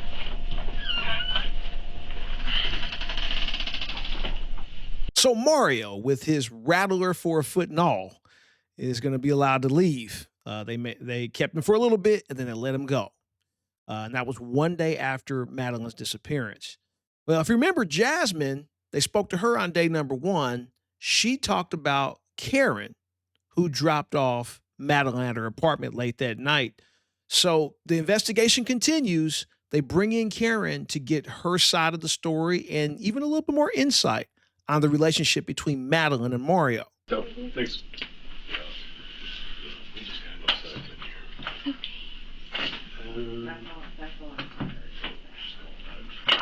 They called our son. I'm not gonna close the door all the way. I'm just gonna get us in privacy. Yes. Are you done with this? I didn't write everything, but Yeah. it's most of the things I can recall from those 3 days that we were looking for. Okay. Man, what is it in Midland, Texas going on with feet? Well, when we get done, if you got more to write, Yes, sir. you can take all the time you need. Okay, I will be writing. Yes, sir. First of all, from what I understand, Madeline uses like Spanish cuss words for her phone password. Is that correct? Yes. Can you give me some examples? I never really knew any of them. I know that Jasmine knows more than me.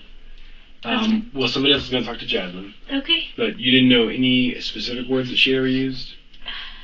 I know she used puto, puta. Both or just one? Both. Puta? Both. We're We're gonna make a list, right? Yeah. Because we can put that list in the computer, and the computer will start trying all the different variations of those words. You know? Yes, sir. I know she kept changing her password because Mario would get into it and he would get mad at her. Well, So that's the last one I know. any others that you can think of? Yes, sir. I've been digging in my brain. I can't think of anything. I just try not to be nosy. She would kind of close off if I push too hard. Okay. I'm sorry.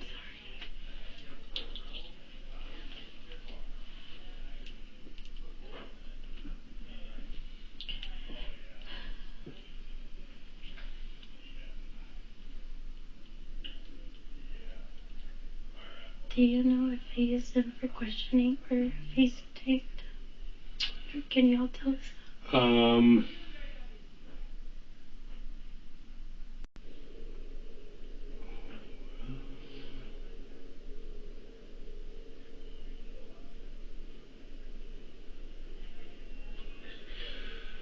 Yeah, he's been interviewed a couple of times. You know. Yeah. And is gonna be interviewed more. You know. So. Right now, the reason why you were asked to come in today and talk to me is because we just need to know a lot more about Madeline as a person. Okay. You know? Yeah. We're trying to understand as much as we can about who she is and the things that she does on a daily basis and kind of her routine to see if we can have anything that will connect us or give us better ideas. About good or find her, you know what I mean? Or what could happen to do with that. Yeah.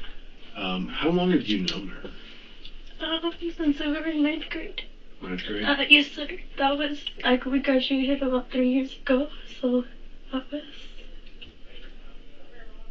7 years. Yeah. Yes, sir. We lived together in an apartment for about a year and a half at the Renew Hyde Place on Wadley. For a year and a half. And then I moved to the Mariposa Gardens with my boyfriend, and she moved across the street. We saw each other every day. We call each other every day. I am almost positive I called her that morning, but she didn't answer me. But I'm sure I texted her that we would be going to the gym on Monday because we were talking about it the day before, and she was iffy. That day, the reason I knew something was wrong when we walked into her, or I guess I knew something was more wrong when we walked into her apartment, was because her dog was still there and she had no food. And the day before includes I picked her up around 10 to go to the store, and she had me drive back to her apartment to pick up her dog because she didn't want her to be alone in the apartment, which I'm now realizing it was probably because Mario made her other dog disappear. Or he said she got lost after he had texted her that he would make her dog disappear if she didn't go home. So, and then he bought her another dog, or his family gave her their dog, which was her mom. Right, so Mario texted her and said that he would make her dog, he would make he would make Madeline's dog disappear. And then the dog... If Madeline didn't do what? Come home. Come to their... When was this at? This was a couple of months before, because she had... A couple months ago? Yes, From sir. now, right? Because she posted a bunch of flyers of her dog missing. Where was she? When he says come home, where was she at? She was with me. Living with you? No, she was just hanging out with me that day. She was still living at the apartment. He just didn't like her hanging out with anyone.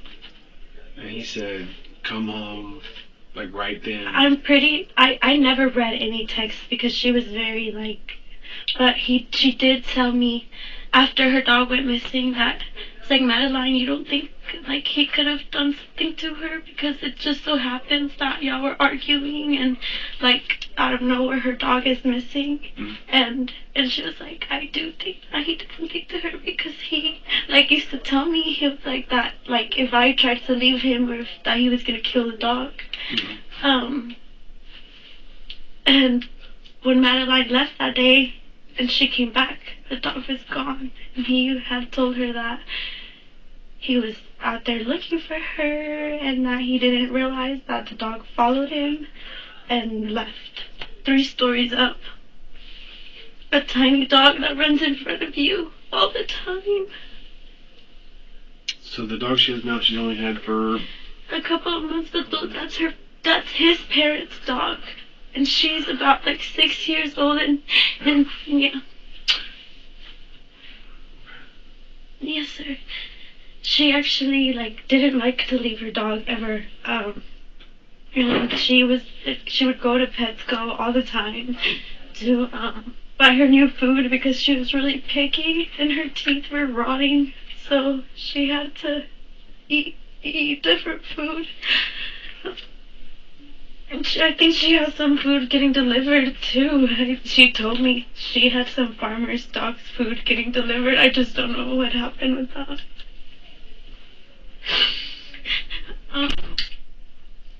Okay. His sister has been harassing all of us on social media. What's her name? Samantha Chacon. What's she go by on the internet? Sammy. And after I called her out and said, you're making it really obvious that your brother is guilty and for that I thank God, a random account popped up telling us that, and she stopped being active on Facebook, and that account started being active on Facebook and started telling us that she was dead and that she deserved it. And then Apparently they called our department. they shouldn't have answered her, but she was just saying so many things. That it was because she wore all that makeup on her face. That it was because she dressed cute or whatever. And that she was like, that's why she's dead, and with laughing faces all over it. And her real account stopped being active on Facebook. And another one of my friends was like, Sammy, please stop. Like, this isn't okay. Like, we know it's you. Please stop. And that account left, and another one was made.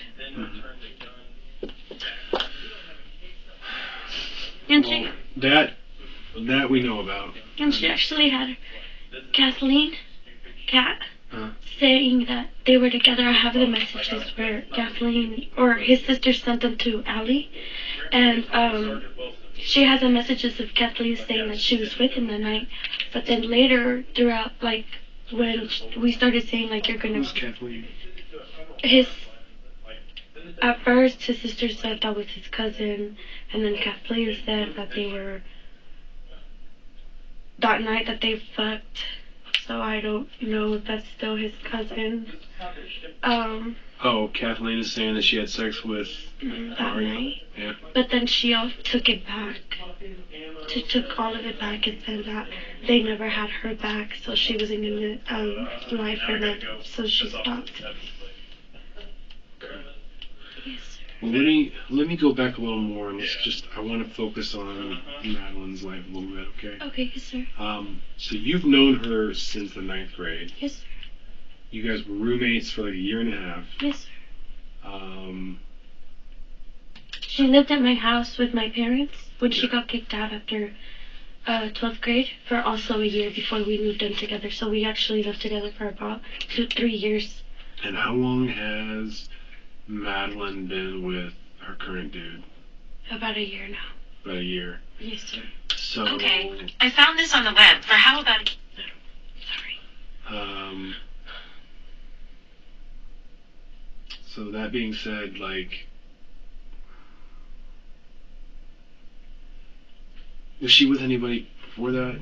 Yes, she was. She was actually with my other roommate.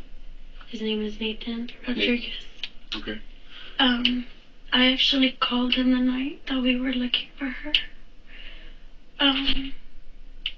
But he told me that he hadn't seen her, and that... Did you say Nathan? Yes, Nathan Rodriguez. I think his full name is Nathaniel Rodriguez. He's a triplet. How was that relationship? They were rocky. They never, like, I was there for most of it, you know? Mm-hmm. They were together for 3 years.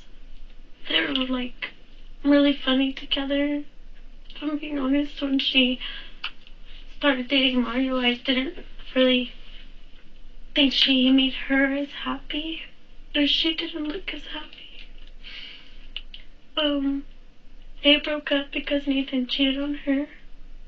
And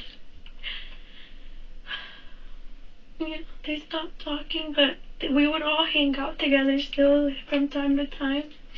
Because Madeline is best friends with his sister, and I'm really close with them as well. And he offered me to come break down the door that night to get into Madeline's apartment. But he asked me if Mario was gonna come, and at the time we were begging Mario to come. So we didn't know, because Mario had said and knew where Nathan's grandma lived, and he had showed up there with a gun before, threatening them to shoot up their grandma's house. Because Madeline was in there with Nathan's sister, which was her best friend, after 3 years and more of being part of his family.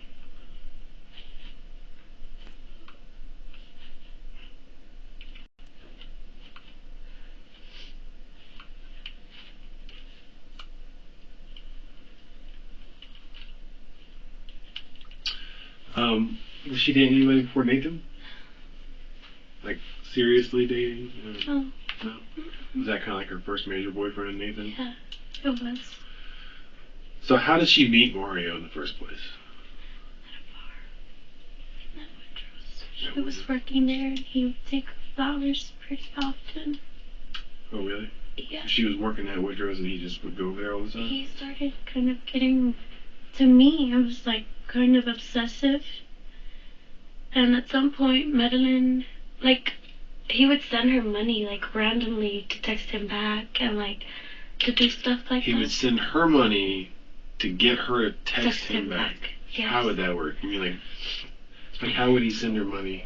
I really don't know. He just like at first she really wasn't taking it seriously because like he was just like, you know, just a guy that like was obsessed with her at the bar, which is not weird. And then one day for her birthday we all went to Horseshoe Bay and she actually got arrested because her, Fabian, and Daisy were all smoking in her car and they got pulled over. And she took the blame for it, even though it wasn't her weed. Because that's just kind of the kind of person she was, and everyone else was like going to school or trying to get a job and whatever. So she took the blame for it. It was actually Mario's weed. And she called him and he bailed her out. And that night they started being serious. And he stayed with my parents. He stayed with us at Horseshoe Bay with my parents.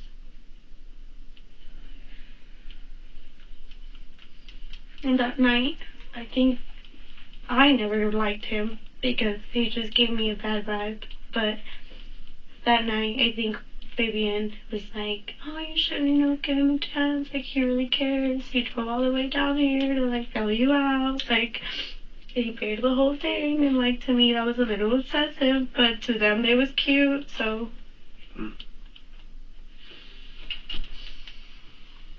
And Madeline, like, she just would never leave like that. She was very open about, like, her mental health. She would tell me, I noticed that something was wrong with their relationship when she started to lose a lot of weight. And she started to get really sad, and she started to not post any pictures of herself. When was that? Around, like, I don't know, honestly, because she stopped talking to me. Yes, I mean, how long ago? I can probably tell you from our text how long ago that was. Because we went out to eat one last time with her and Mario. And then he didn't like something about us, or me and my boyfriend, and he stopped letting her hang out with us. And she kind of stopped.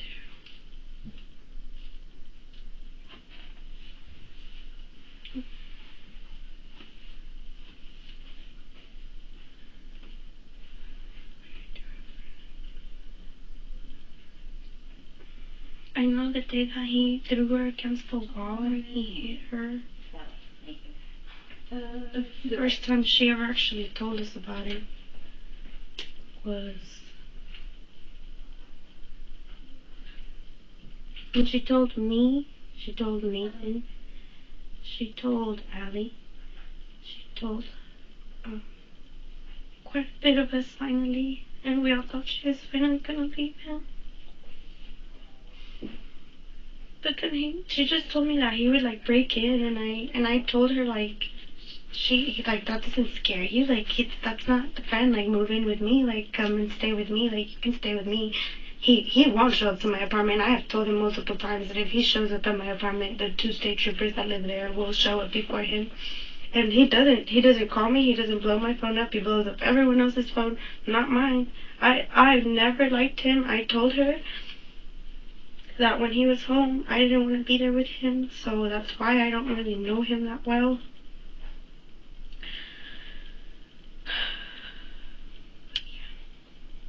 I'm trying to look for the pictures we took around the time we last saw each other.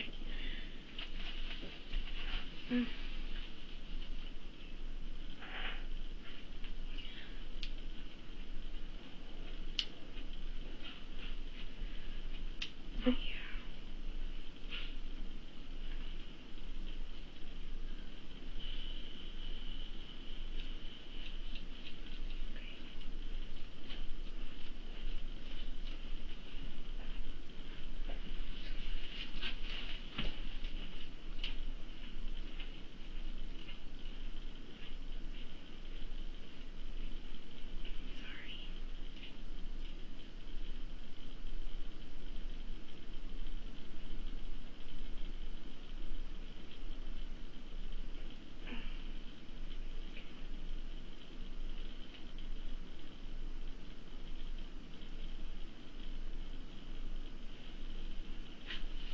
Okay, so around the time he hit her was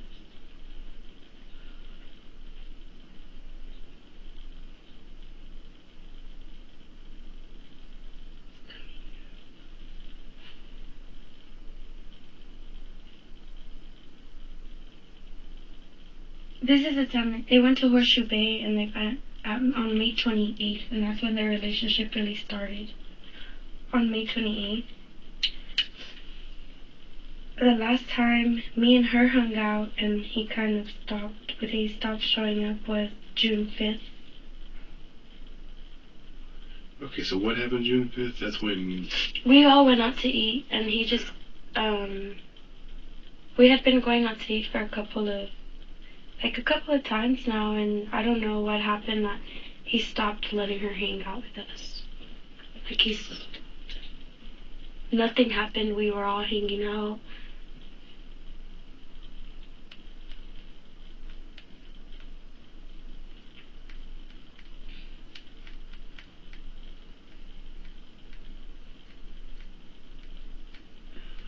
So you said at some point she told you that he hit her. Yes, sir, and I have that exact date as well. I just, need to find it. I told one Well, I don't... Why don't you just tell me about it? Okay, yes, sir. She, came to my apartment, like, kind of crying, like, very, like, upset. And she sat down and she was just kind of like, I don't really remember a lot of it, but she kind of was, I was getting ready to go out. And she was like, friend, I'm gonna tell you, like, he is very abusive and he gets very mad. I was like, what do you mean, friend? Like, it's like, I know you say he gets mad sometimes.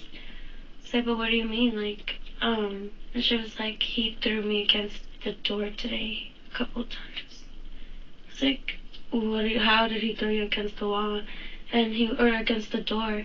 And she just kind of didn't say anything, but I was like, did he do anything else? And she said that he headbutted her 3 times in the face, well, obviously in the face.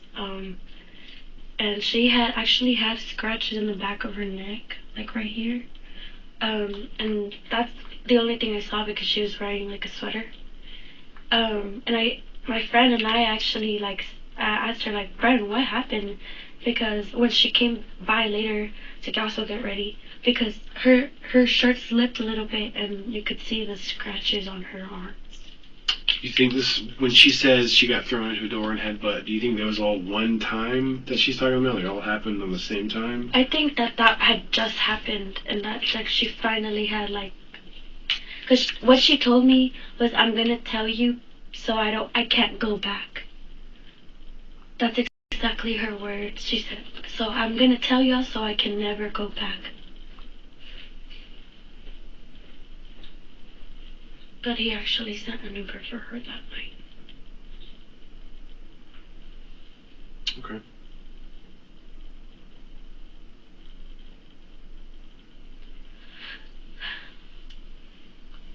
So,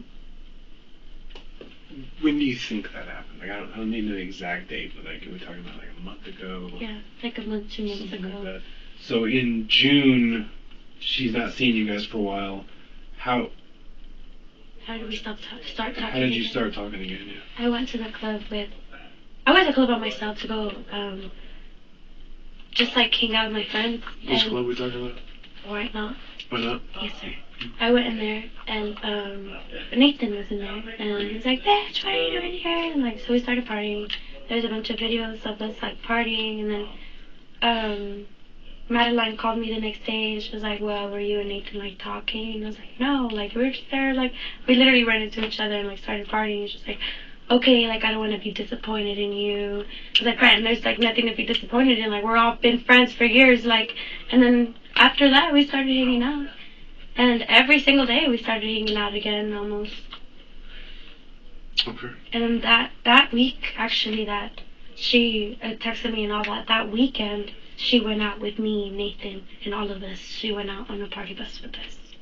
Was Mario there on the party No, bus? but he had told her before that if he ever caught her with Nathan again, or if he ever caught her around Nathan again, because they weren't together anymore, that he would go shoot up Nathan and everyone around him. When was that? Well, I know that Madeline would go to Allie's house, or Allie's grandma's house, to hang out with Allie, and one day he showed up with a gun and told Madeline to come outside. Are you saying around this time with the party bus thing, Mario and Madeline were not together at that time? No, they were not, because he had just hit her. And But did they get back together? yeah, he was texting her. He was texting her that whole time. I actually told, because she was like, "What if he shows up? Like, I don't want to go. Like, what if he does something to y'all?" And I was like, "Well, the best thing to do, I feel like, is to explain to him that you're going out because he hate you, and because you need a day out, and because you deserve this, and let him know who you're gonna be with, so he doesn't think that you're lying or that you're hiding something if that's what you're worried about." It's like, let him know so he knows that you're being 100% transparent. Did she do that? Yes, she did. Yeah. And he actually was very calm with her that night. I guess he was trying to do damage control, just being like, "It's okay, you know, go ahead and take your mind off of things and let me know if you need anything. I'm here. I'm sorry that everything And happened." when you say because he hit her, you're talking about the one that you told me about? Yes, sir. That's the only time she actually specified any violence. Okay. Alright. Well, I guess given what you're telling me about it, you say you think that was about a month ago? Yes, sir. Okay. And I actually gave another policeman the exact date. Okay. Yes, sir. Well, let me ask you a couple other, like, more, you know, because I keep now... ranting off and I'm Well, this is helping me out because I have not been working on this exact case. Yes, sir. Okay. So I'm starting to help out with this today. But that gives me a little bit of a picture. Some of the questions I have are, she dated Mario, sounds like off and on. Yes, sir. For like a year. Nathan for like 3 years. Did she ever cheat on Mario? I don't think so. I asked her multiple times. She told me no. Yeah. But And let me tell you this. I don't expect you to know everything. yes, sir. So anything you tell me, I'm going to assume, It's you from know, her. you're not her. So just to your knowledge. Yes, You know sir. what I mean? As far as you know, you don't think she ever did? As far as I know, I'm pretty sure she was like too scared of him. Yeah. Like, I'm almost positive. What other dudes try to talk to her? Yeah, How'd that go? pretty often. I don't like. She would honestly never mention it, but she would say like, "Oh yeah, like," or no, actually she stopped working and she stopped posting herself. And so I don't know if people were She stopped working for Woody's? because he actually We're talking about Woody's Hideaway or Little Woodrow's? Little Woodrow's. Little Woodrow's. Yes, sir. Okay. So she's been working there for how long? Not very long. She had been there for maybe like 6 months. But she met Mario there. Yes, sir. And then she stopped working. Yes, because he asked her to stop working. He said he actually started paying everything of hers so she would stop working. Was she happy about that? Yeah. She was glad she didn't have to work, if I'm being honest. She was like, okay, that's good. Like, and she even told me, she's like, I'm glad, like, I found someone that, like, takes care of me. Because her and Nathan, like, would struggle financially a lot. But yeah, she told me she was finally happy that, like, she really didn't have to work. And she could finally, like, she started doing nails. She could start practicing on that a little bit more. I was gonna say something, I just don't know. Do you know if Mario ever cheated on her? Yeah. Yeah. Multiple girls have come forward and actually said that. I remember her telling me. Come forward before she disappeared? While this all was happening. There were multiple girls on the post of her disappearance. They say, like, this guy, like, always would, like, blow my phone up and then block me random. Wow.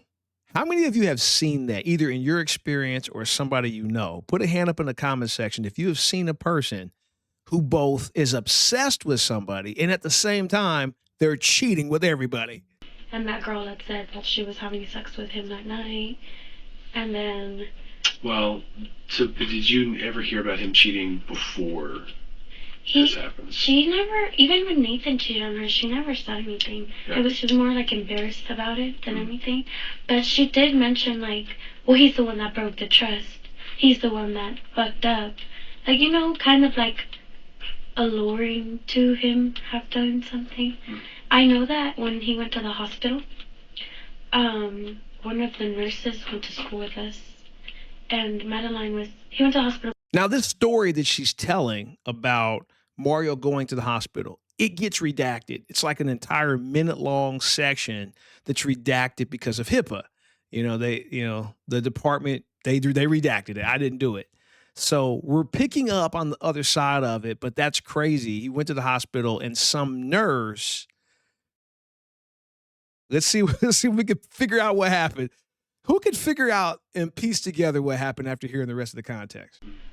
She actually quit on him because while Madeline was asleep on his chest, he was asking for her number and asking her to hang out with him later and stuff like that. And she actually texted Madeline after they left the hospital and told her all of this. Yeah. Yes, sir. Wow. So I think we got a piece together pretty well on the other side of that. So it sounds like Mario, I don't know what the kids call this these days, but it sounds like Mario was, I'm showing my age, was macking on the nurse is what it sounds like he was doing.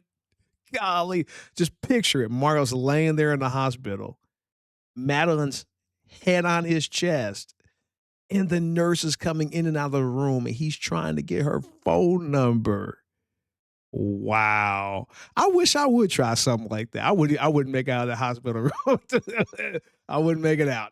They'd be like, he was fine 1 minute, and then all of a sudden it was just like a red line. I was like, brrr. She quit on him, like, his nurse was supposed to take care of him. She said she didn't want to do it anymore because he was just continuously hitting on her.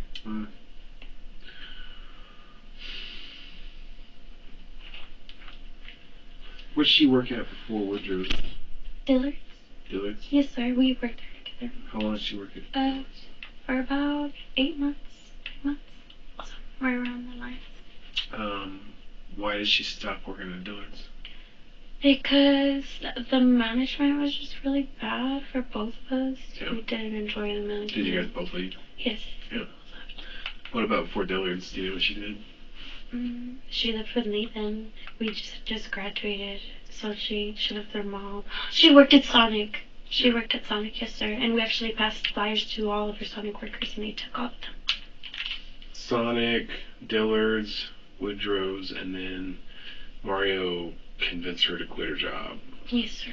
Now, who thinks that was a control tactic? Because I personally like to be able to make enough money where my wife doesn't have to work. If you want to work, great. But if you don't want to, you don't have to. But I think some men probably would prefer their wife not to work so they can control her. That happens. I mean, you guys think that this is the situation? Well, let me go talk to, I think, the detective that's heading up the case real quick. Yes. This kind of gives me a picture a little bit. I'm gonna have some more questions, okay? Yes, sir. I'll keep writing this if that's okay. Yeah, please do. Man, I tell you, that girl, her calf on her right leg is probably like 10 times bigger than the left leg. She probably could kick a soccer ball like 10 miles. Okay.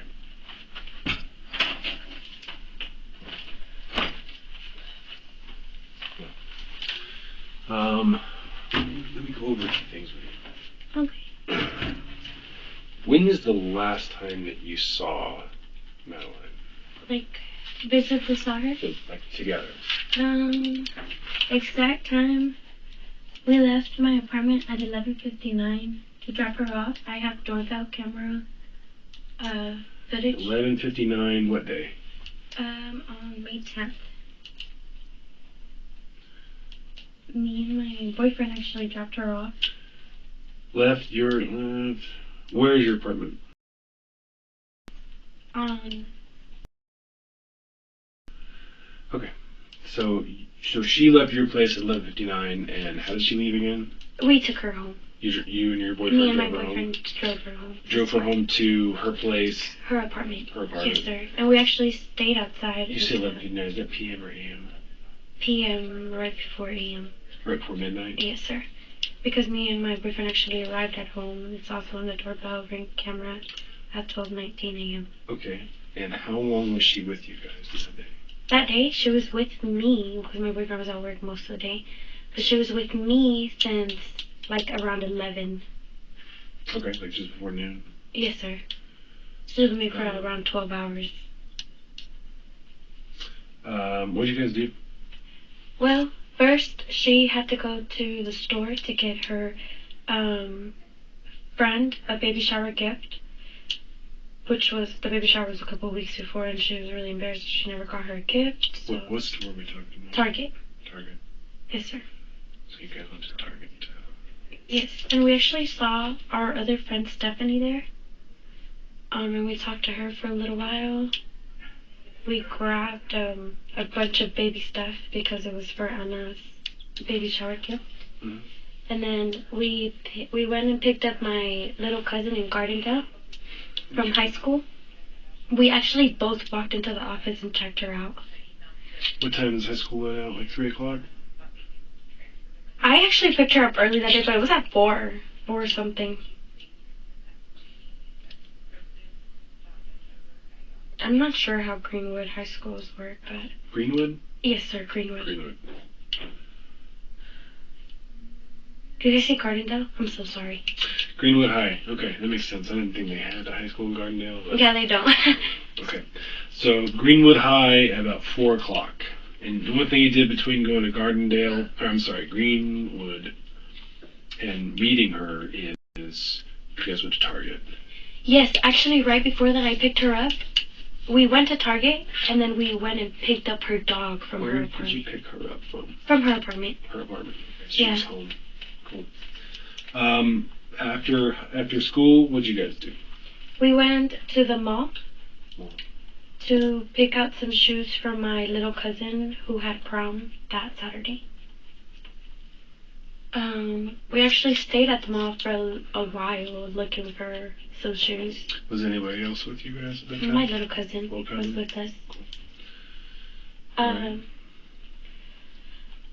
We then went to my apartment to... Oh, no, we went to Michael's because we didn't find the glitter Converse that my cousin wanted for prom. And we got glitter, Moss Posh, a bunch of brushes to put the glitter on. And then we headed to my apartment again. This is all in here too with times and everything. Okay, great. And it's a little bit more specific than I'm giving you right now. Yeah, But well, good. So yeah, we can just do general here, and then the guy would give that too. Don't want to get all through that. Right? okay, yes, sir. So Mariposa Gardens, and then did you go anywhere else? She actually went to Chick-fil-A to get us some food in my car. Okay. So around dinner time? Yeah. What do you think that is? Like what time? We got back to my apartment around 5, so she had to leave like 15 minutes after that because she was hungry. Okay. Yeah. Okay, and other than going to Chick-fil-A? No, we took my cousin home at around like 9 because she had high school in the morning, which was also in Greenwood. Okay. We headed back and we drove to Anna's apartment to drop off her gifts. She got off because Anna's not, me and her are really not close. She got off to give her that gift, the basket of, Anna lives in, I don't remember what apartment she lives at, but she lives with her boyfriend in her apartment, so they were both in there.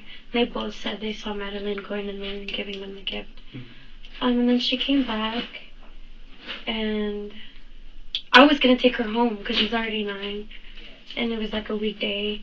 But she told me, she was like, I really don't, like very casually, she told me, I really don't want to be home right now. Do you think like we can just like go hang out at your apartment?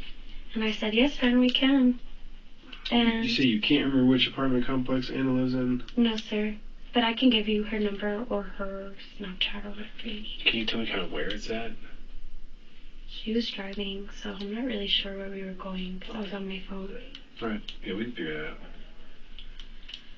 And then I was driving down Andrews towards her apartment because all of Andrews goes to her apartment and the other way goes to mine.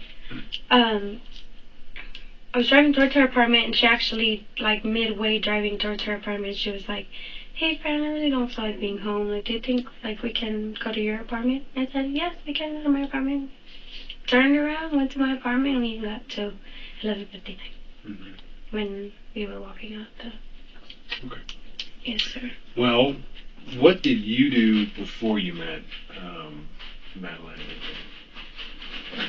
Me? Hmm? Like, In the the day morning. that... In the morning? Yeah. Okay. I think I had school for the last time. What day was it? The 10th?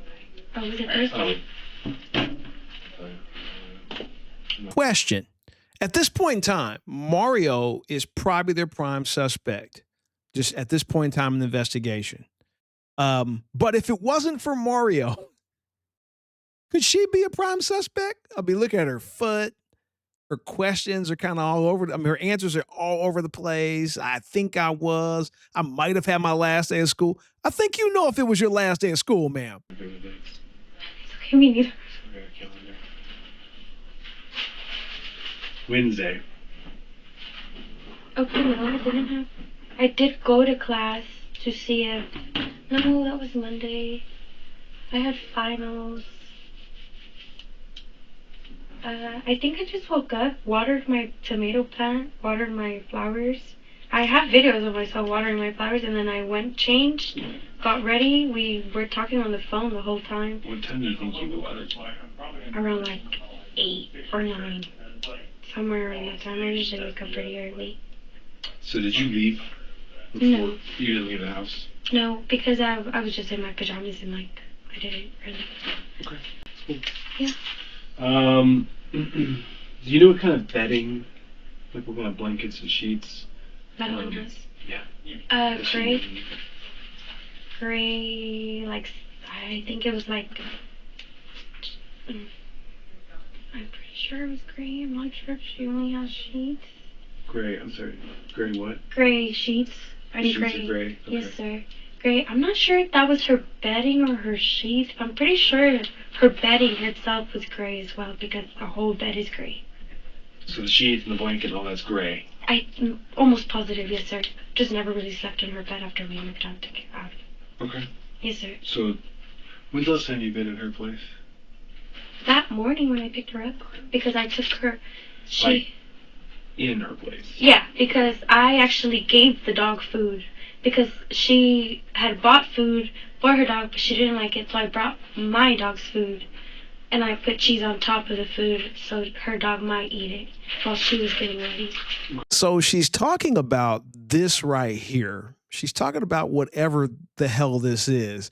I mean, the dog is like, ma'am, thanks for coming by. Don't bring this crap over here for me to eat. Because the dog is like, I ain't eat that. Whatever that is, don't bring that over here.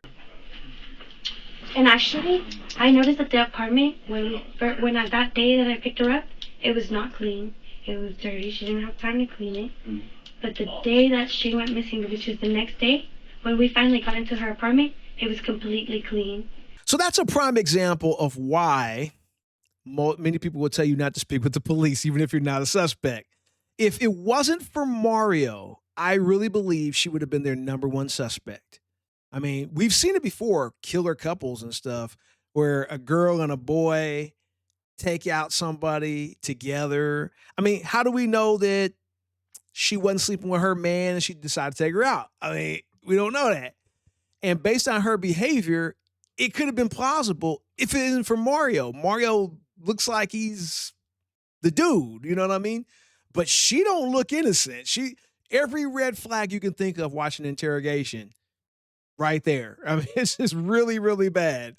But anyway, they are looking at Madeline's side of the relationship. Now they're going to start looking at Mario's side of the relationship. They bring in his homeboy, the person, I don't know if it's his cousin, homeboy. His name is Jonathan. the person he was hanging with the night that Madeline went missing. And we're going to hear Jonathan add some interesting things to this whole thing. So I'm not closing this one all the way. I closed that one that we walked in all the way. You're fine, man. This camera system that we have is really sensitive, and I don't want it picking up other people's conversations with ours. So your name is Jonathan. J-O-N-A? Jonathon. Thank you. So Jonathan, the reason I'm bringing you in to talk to you is because from what we were told, you were hanging out with Mario. I was with Mario every day. Okay. Every day. I mean, Tuesday, Wednesday, Thursday, yes. That's whenever I was with him. But other than that, I was with him every other day. The only times he wouldn't come around when he's sad, like, they recently broke up, and, like, he's been, like, depressed. Like, I try to keep him homely bodied with me all the time. If he's not with me, and I'll tell him, where you going? Send me your location so I know you're home somewhere, you know what I mean? Yeah.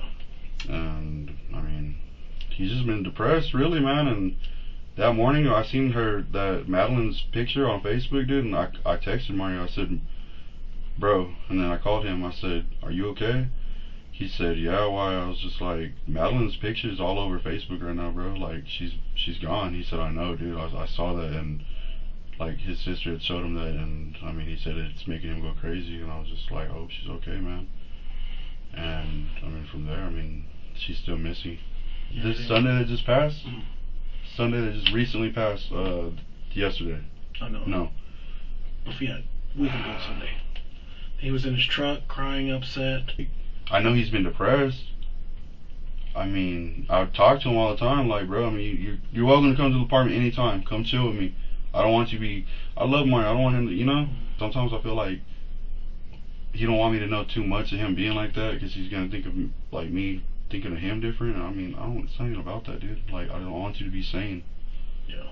Yes, sir. Well, so if we go back, you're saying that he was with you Tuesday, Wednesday, or pretty much every day? Yeah, he was with me pretty much every day, man.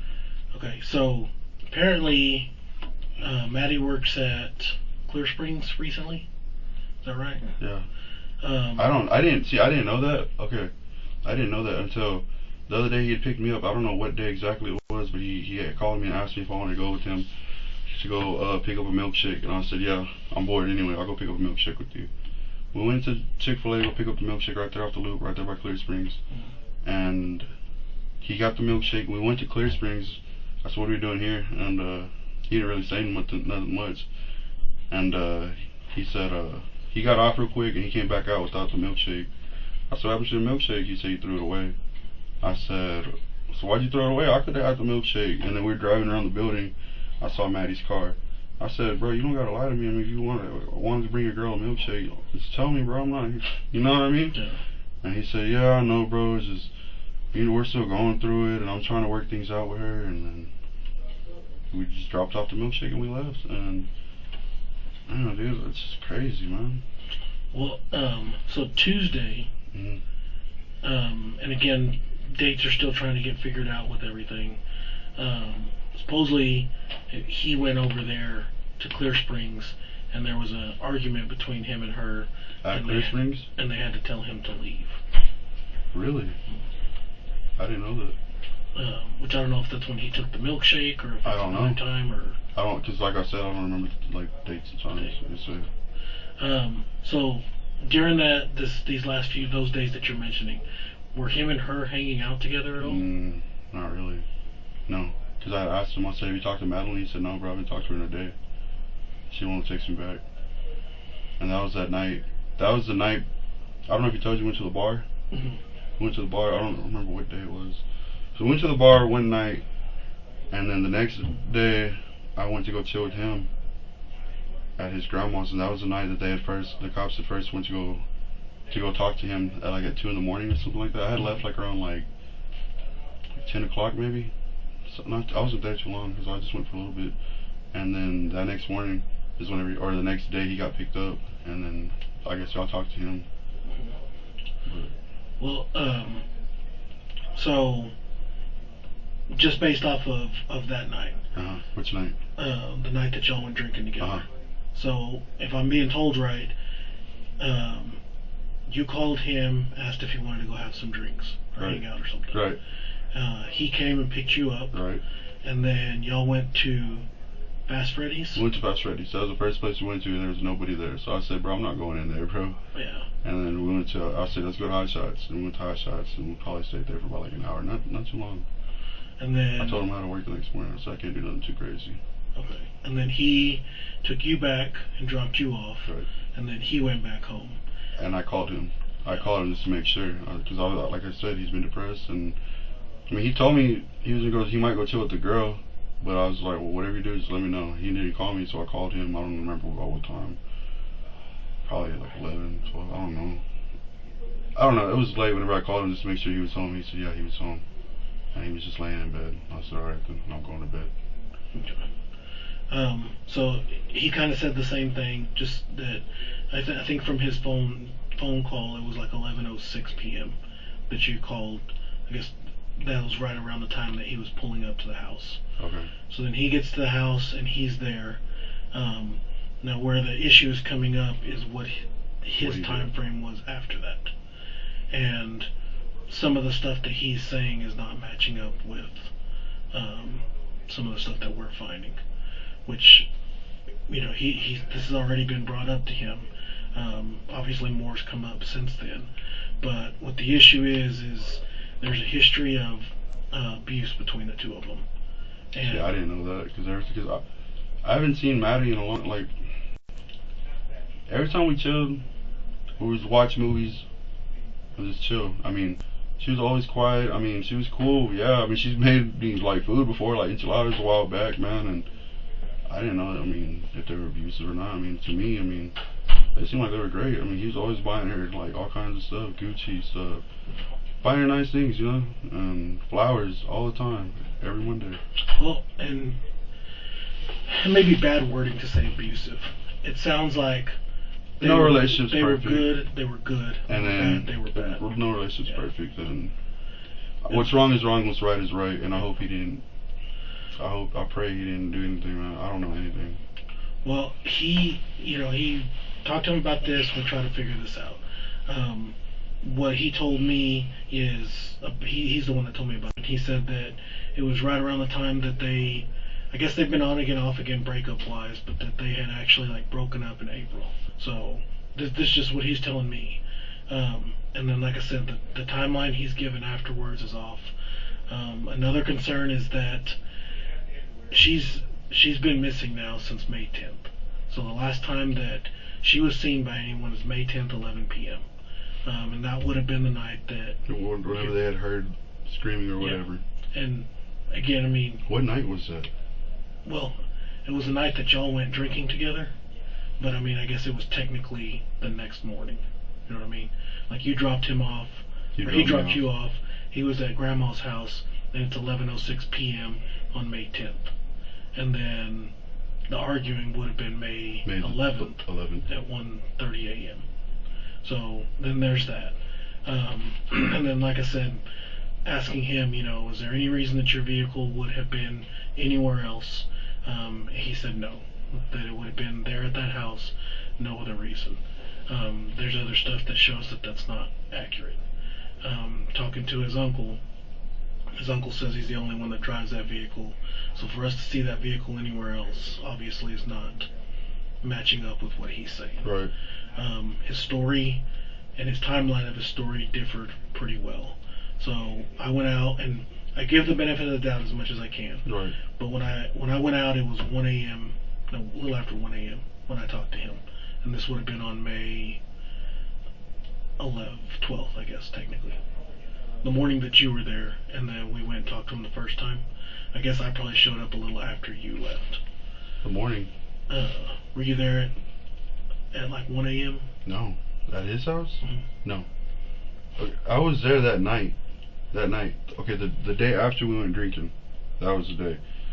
That night that the cops went to go talk to him, that night at 1 a.m. you said? Mm-hmm. I was there before, yes. Okay. Yes, I was there from like 9 to 10. Okay. Probably not even that long. But yes, I was there. So when I talked to him then, it was more to try to figure out kind of What's going on? And he said, I was at, I was here. I tried to text her, she didn't answer me, that kind of stuff. I asked him too. I said, "Have you talked to Madeline?" He said no. Yeah, he said the last text message he sent her was like at 9. That day I was there. I was talking to him about my relationship, and he was talking to me about his relationship. He seemed I was sad. He was trying to be there for me all the way. Cause every time I try to tell Mario about something about his relationship, he like. It's not that he don't want to hear it. It's just like he knows, And whenever he tells me something about my relationship, he's being really genuine. Well, how come you don't practice what you're preaching, bro? No. I mean, because like he tells me like be strong, bro. Like you know what I mean. But him, he's over here. You know what I mean? Yeah. Well, so his uncle, when I went and talked to him, I was trying to talk to him about the vehicle, and I said, how was he when he got back from the bar? I guess whenever you and him went to a drink. And he's like, I don't know. He's like, I wouldn't say he was upset. It was just like he was very sad. He's like, and he didn't seem sad to me that night. I mean, he seemed okay while he was with you and everything. Yeah. Was he? I mean, did he talk much about her or anything like that? We were just talking about shit what guys talk about, man. You know what I mean? I mean, I can't just remember everything we talked about that night, but I mean, we were there at Hot Shots the night we drank.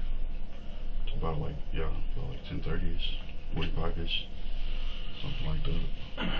He didn't seem like upset. He didn't seem sad. I mean, if anything, he was telling me like drink another one before we go. You know what I mean? Like, yeah. Was he? And he paid for me that night. He paid the tab. Yeah. Do you know how long he was staying there at that apartment with her? I think since she first moved in, he was paying her rent. Yeah, they were saying that he paid the rent first of every month. But he said that when they broke up, he wasn't staying there consistently anymore. No, he wasn't. He went with his grandma's or his dad's, wherever he went. And they're neighbors anyway. So he said he was around there. Every time I'd call on him, where you at? I'm here at my dad's, here at my mom's. And then sometimes I'd call him, he'd be like, oh, I'm over here with Madeline, laying in bed with Madeline, blah, blah, blah. So, did he have a key to the apartment? Not that I know of. So, did his dad doesn't have a hot shot business? I know they have a pool and spa business. I don't know about a hot shot business. Just pool and spa? I don't have no idea. Okay. That's all I know. I know they have that big old tow truck, whatever they have out there, that big old black truck. They just barely bought. Yeah. So, and again, that's information that we could get from other stuff, but I knew he had the equipment out there. And then, we have to follow up on every little thing that we get. And somebody said something about hot shot business. Everybody would just be talking. You see all these people talking on the media? Mm-hmm. Trying to make him look bad. I mean, he did it whenever he's got people. He's scared to come outside right now. He's getting people calling him that they're going to kill him. Yeah, we had people out there whenever they showed up over there on the property. And, whenever... if somebody put up on my property... You're gonna catch a hot one, bro. For real. Well, you're gonna try to kill me? No, you ain't. And it's a sensitive issue for everyone. I understand. I understand. It's a nightmare. It's a nightmare. Even to him. Yes. That was his girl, man. He loves her, Madeline. But the only issue we're having is whenever we have to verify stories, timelines, this, and this. Right. When it all matches up, it makes sense. Right. When it doesn't match up, it doesn't make sense. I understand that. And then we have... You're having conflict, you have to hear everything. Yes, sir, I understand that. It's not reasonable for us to think that a 20-year-old girl would go somewhere for as long as this has been without her phone, keys, okay, at car. First, I thought she was with some other guy, I told myself, she don't come up by Sunday, Monday, something's bad happened. I thought maybe she maybe left her phone because she wanted to be dealing with Mario, calling and texting her, and she probably went out of town somewhere. Maybe, I don't know, but I mean now it's bad. I mean she's still gonna gone. Yeah. And have you talked to him any since all of this stuff happened? Whenever he got released from him interrogating him, he called me crying cuz everybody, all of Midland thinks I did this, and I don't know what to do. I don't even want to live here. I said, bro, if you're innocent, bro, like, I mean, your name's gonna get cleared up, bro, and she's gonna come up missing. I mean, she's gonna come up from wherever she's at or whatever it is, bro. I said, you go back and sue them motherfuckers for character defamation, whatever. Defamation of character, bro. Because the real talk, they're trying to say, I don't know if he did or not, but if he didn't, everybody's trying to make him seem like he did do it, and that's fucked up. Yeah, it's very that's serious. Very zeroed in on him. I mean, it's understandable though, you know. I mean, if there was arguing at 1 a.m. going on. But you know, the family's allowed to put whatever they want to put. I understand. For law enforcement, we can only go off specific stuff. So I'm in the same boat as you. If he is innocent, then we need to prove his innocence. I mean, not only that, but they need to find out what happened to Madeline. That's the real question. Where is she? Because we're not working right now, like I told him.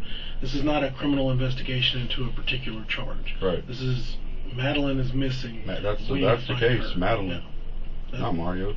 That's what Madeline. This is for us. So that's what we're trying to figure out. Right. He's come in and talked to us. The times that we've asked him to talk to us, we've been able to get some of that. So it helps with everything. Right. You know, hopefully he continues to do that if new information comes up or anything like that. Yes, sir. Now that you have my contact information, all I'd ask is if anything comes up to you or is said to you, if you could just let us know. Of course, man. Of course. So the police get a tip from a caller. Her name is Samantha, and she gives them a tip about information on the case that leads to some more discussions. Hello, is this Samantha? Yes. Hey, this is Detective Arquijo with the Midland Police Department. Mm-hmm. So I had a message to call you. Yes. Okay, can you tell me what's going on? Yes, sir. I was at the mall with my kids and everything, and my kids know Annabelle. And she was going around telling people, and including my kids, that she knew what happened to Madeline, and she has information on the whole Madeline case and everything, and that her ex-boyfriend is the one who did it. And she was point blank about it. She's like, no, he did it. He killed her, and he hid her body. And she seemed to have information, like she knew something. So that's why I was trying to call and let you guys know. Okay. Is she an adult or a kid? She's an adult. She's out of school. I believe she has a kid already as well. Oh, okay. And her name's Annabelle? Annabelle. On Facebook, she goes by Monique. Okay. Do you know if she lives here in town or? She didn't say like she was here in town or anything. She just, I mean, she made it a point to say that she knew where she was at and she knew what happened to her. But once she saw me like coming around, she kind of hushed, I guess, because I'm more of an adult than what she is. But I really feel like somebody needs to talk to her. Yeah. Do your kids, did they know her prior to this? No, my kids know who Madeline is. Madeline was very good friends with us. My daughter knows who Annabelle is, and she knows who Annabelle associates with and stuff as well. They've never had any altercations or anything like that or nothing either. I mean, they're associates, but they don't know each other personally. Okay. So, safe to say like around early 20s age range? Yes. Yeah, early 20s. So at this point in time in the investigation, it's been a few days. Madeline is still missing. They don't know where she's at. They have a suspect in Mario and a few other people. But they hear this tip that there's a girl that knows what happened to Madeline. So they bring in this Annabelle girl to ask her, what in the world are you talking about, girl? Kind of sensitive in here, so that's why the door's a little bit propped open. If it gets too loud, I may close some of the other doors, okay? So your name is Annabelle? Yes. A-N-N? A-N-A-B-E-L. Okay.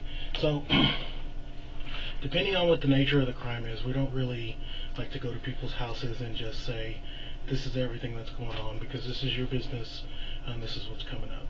I'm sure you're aware that we've got an investigation going on into a missing person. Did you know Madeline at all? No. Because y'all are about the same age? Yeah, I just see it on Facebook. Okay. Did you know Mario? No. never knew who he was or anything like that? Because I don't think he lives that far from where you live. Yeah, no. My dad just got out, so we just like started staying back over there. Okay. Where were you staying at before that? At my mom's house. Where's that at? And you moved about how long ago? In December.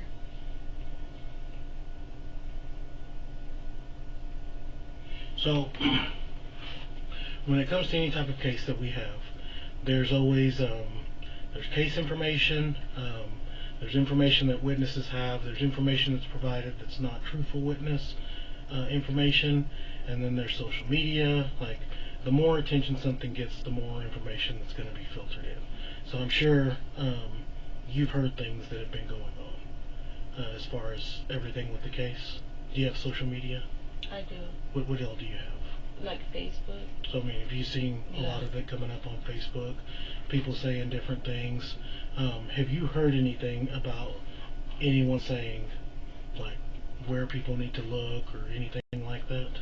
No. Or at least read it on Facebook? Mm-mm. Do you know any of the family members of either side? No, I just, well, his sister, Mm-hmm. she was my sister's friend, but I've never, like, hung around her like that. Okay. Who's the sister? Sammy? Yeah, Sammy. Okay. So Sammy's sister, and then your sister's Aaliyah. Aaliyah. How do you spell that? Aleah. Aleah? Yes. So this is Mario's sister, this is your sister. These two are friends. Well, they were. I don't know if they still are. Did they have some kind of issue come up between them or no. anything like that? Let's say they were friends. And so that you knew who Sammy was? I don't know her. I just seen her once. Okay. Seen her once or twice. Okay. So I guess Sammy's been arguing with some people online as well. I don't know, do you have her on? I don't have her on Facebook, but I see it in the comments. The people say stuff like that and everything. So what we have to do now is we have to filter through information. When we get a tip, they say this, we need to verify it, not verify it, because anytime we have information and we bring people in, we're not only trying to find suspects, but we're trying to find who's our witnesses, who's not our witnesses. Can we shut down this avenue? What is it that we can do? Well, your name has come up twice now. And the reason that your name is coming up is because people are saying that you're saying that this is not a missing person, but this is actually a murder investigation and the body was hidden. I don't know nothing. I don't even, the only time I see it is when I'm on Facebook, so I don't know nothing about it. Because what we were told was that initially that the information had come up that somebody had heard that you had mentioned something about how she was murdered and that the body was hidden and that you actually saw the dead body at some point. And then on the second one, what it was told is it was somebody that came to us that said that you specifically told them that she was dead and that he hid the body. Okay, yeah, I don't know. You know, anything like that No. has come up or anything like that?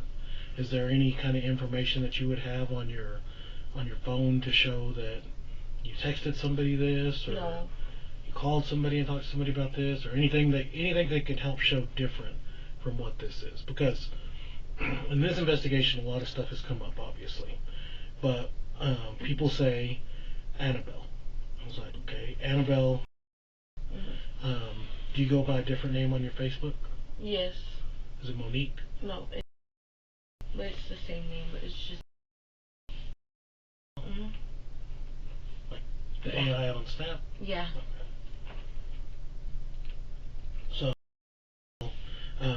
is your mom Ochoa? Yes. Okay, Jessica Ochoa? Okay, so that's, like I said, this is the information that we're getting. So we were, the information you say, like as far as Facebook, it's a different name than what we were told.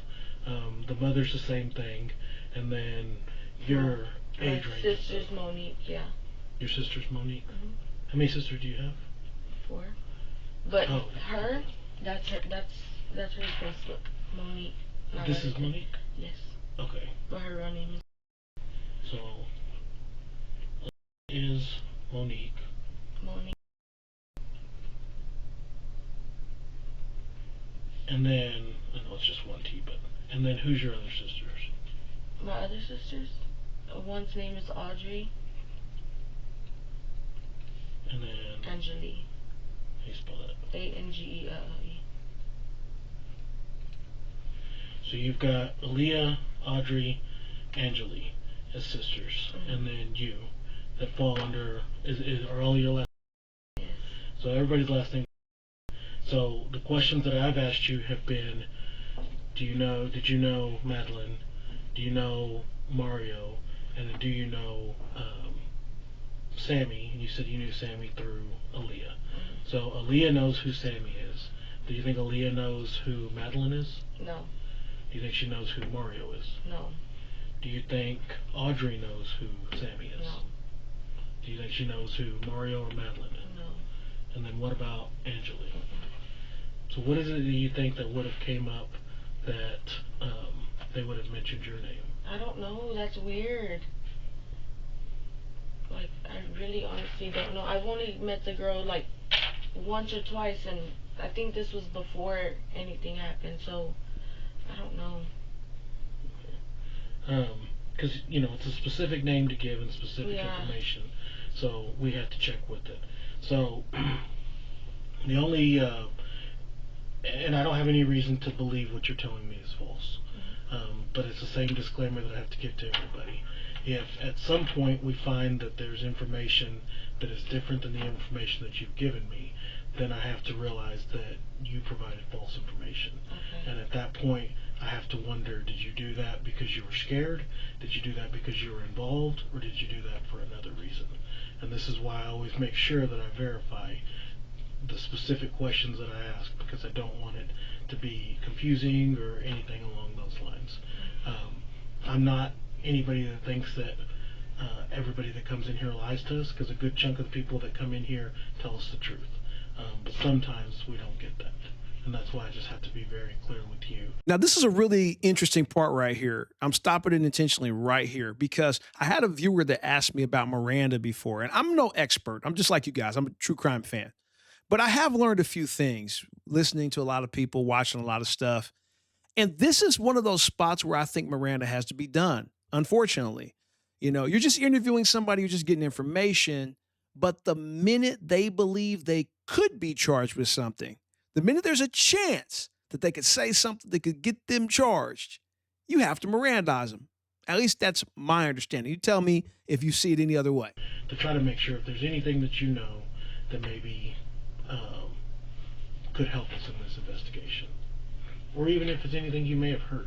I mean, you all have social media and all that stuff, and it seems like people talk to each other more on there than they're willing to come in and talk to anyone else. So is there anything that you can think of different from any of this that we've talked about?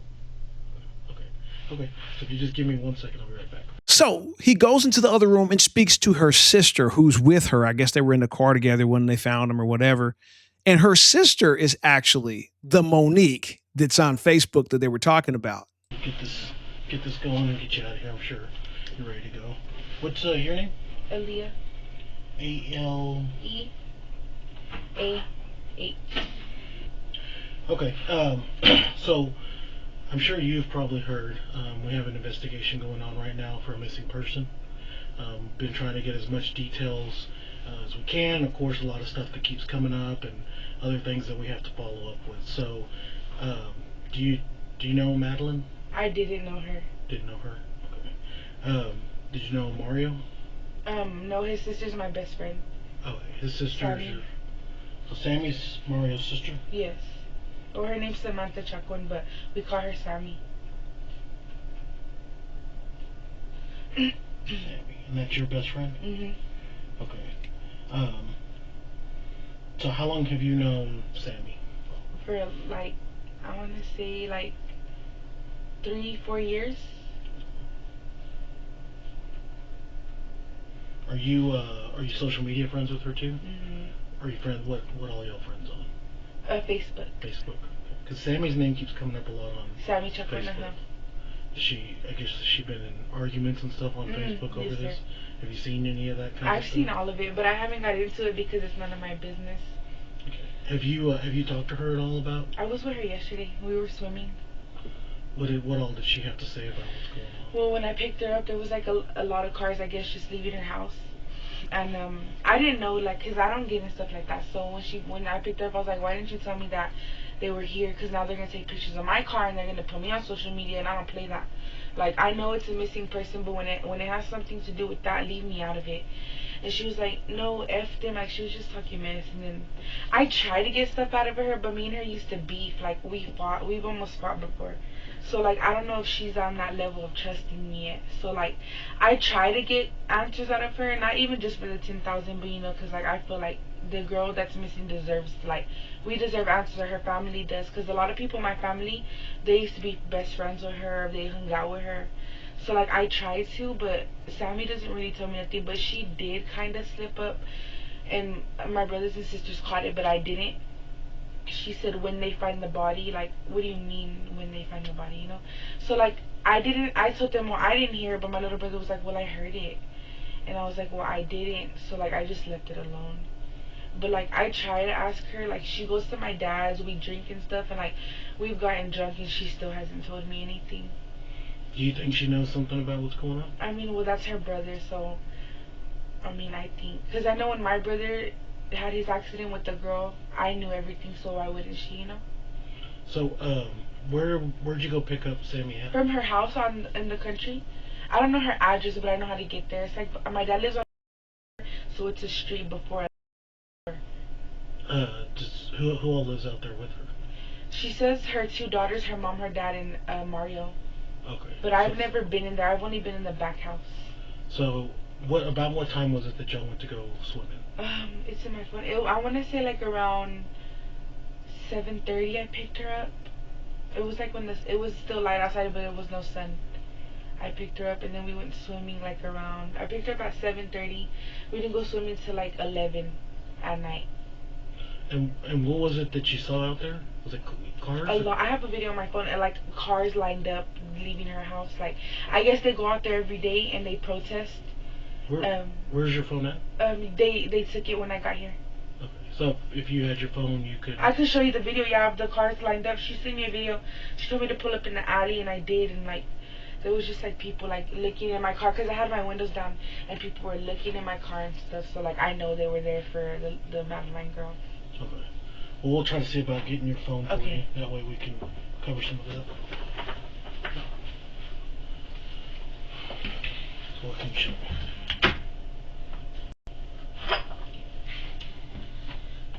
Just need to get our messages. Oh man.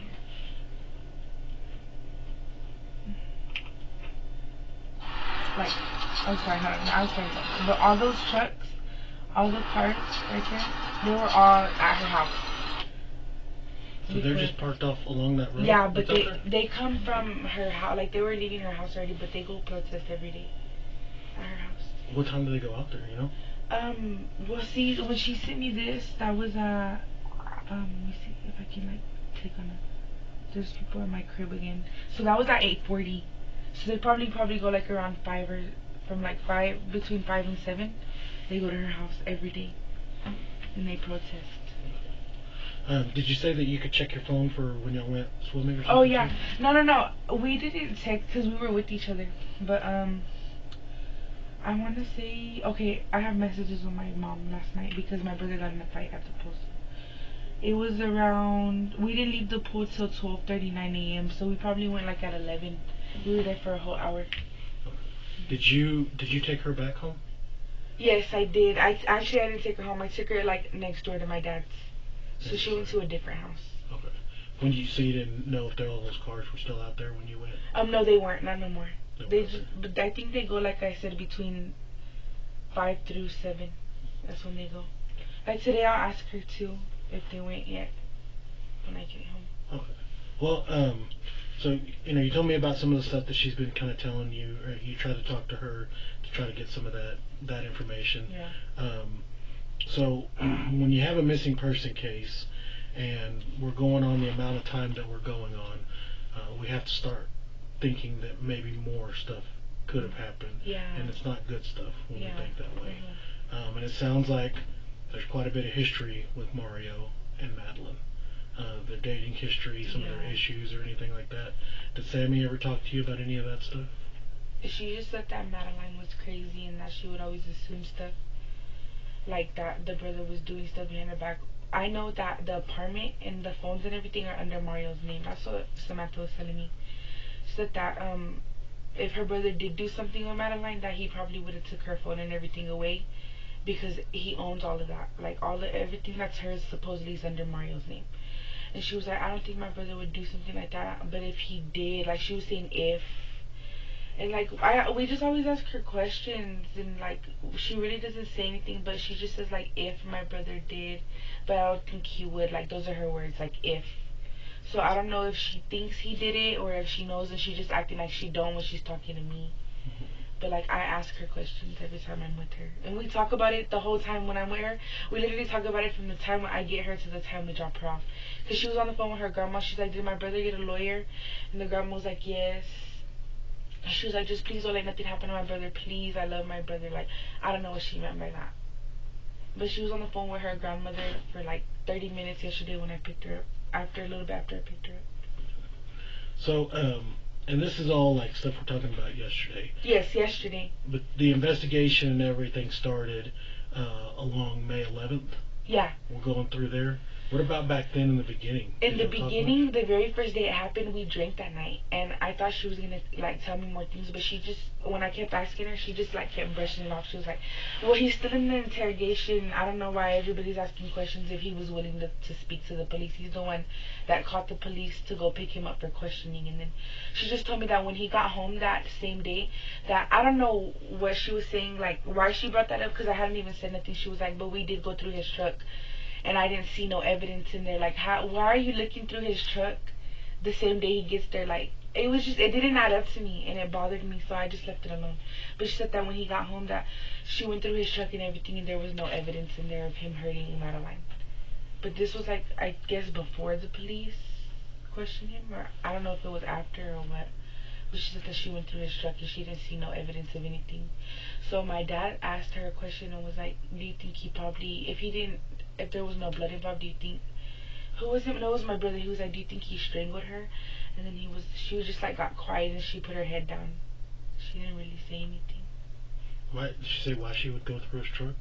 That's what I was wondering, cause like we were talking about it. She's like, "I went through his truck, and there was no evidence." And I was like, "What do you mean?" She was like, "I went through his truck myself." So I don't know if it was before he spoke with the police or after. So you know her family as well? I do not. I just know her baby daddy. That's how I know of her, because her baby daddy Alex was my husband's best friend. Okay. That's all I know. You don't know the parents, the uncle, anything like that? What I'm trying to see is if they're all living together, is Sammy the type of person that if she had information about her brother, that she would be forthcoming with that information? Or I asked her, I said, "Have you went in for questioning?" She said, "I told them they have my number. They can come pick me up whenever they want. But I feel like y'all would have already went to go pick her up if she was willing to speak. Because, like, I mean, y'all picked me up. I don't know how y'all heard of me, but she said that y'all haven't picked her up for questioning. Okay. And that she's willing to speak if she has to."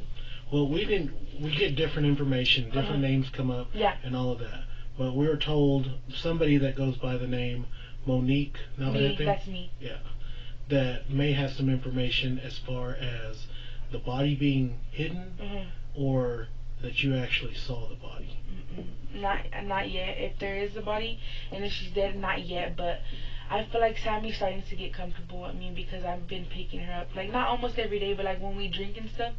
Like she doesn't have a problem talking about it, and she, like my brother said yesterday, she slipped up, but I didn't hear it. That she said when they find the body, like what do you mean when they find the body? She didn't. She could have been like when they find her. She said the body. Do you think that the body's hidden somewhere? My brothers and sisters tell me yes, but I don't want to believe that. Because like I'll go like and pick up my cousins and they'll be like, it bothers me that people think I know something and I'm not talking, and like it hurts my feelings because like why would y'all think of me like that, you know? So like I try to stay away from Sammy and all that, but like it's just so hard because we chill like every day or every other day. So I mean, I'm sure if there was something, she's gonna come out soon because, like I said, we're getting close.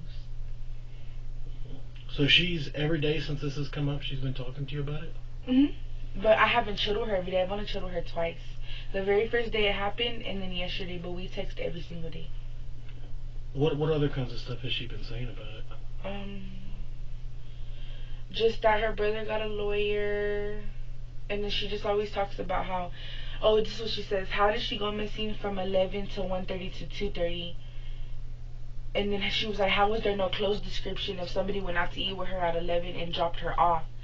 She said even though they think she changed, there should still be a clothes description on what she was wearing the last time her best friend saw her. So she says that y'all stories not adding up, how it went from 11 to 1 to 2 or whatever she said. She said, so y'all need to get y'all story straight. And I was like, well, they're going by what the witnesses heard.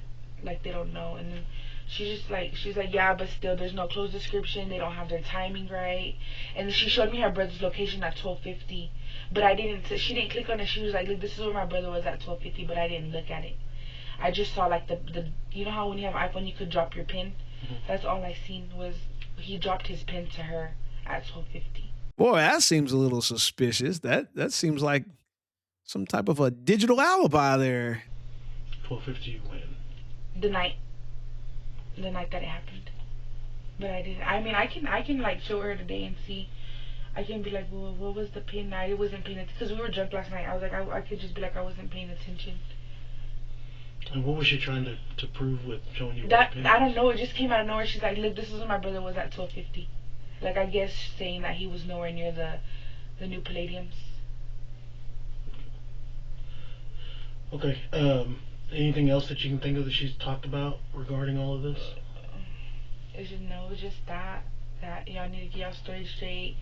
His pin, everything's under her brother's name.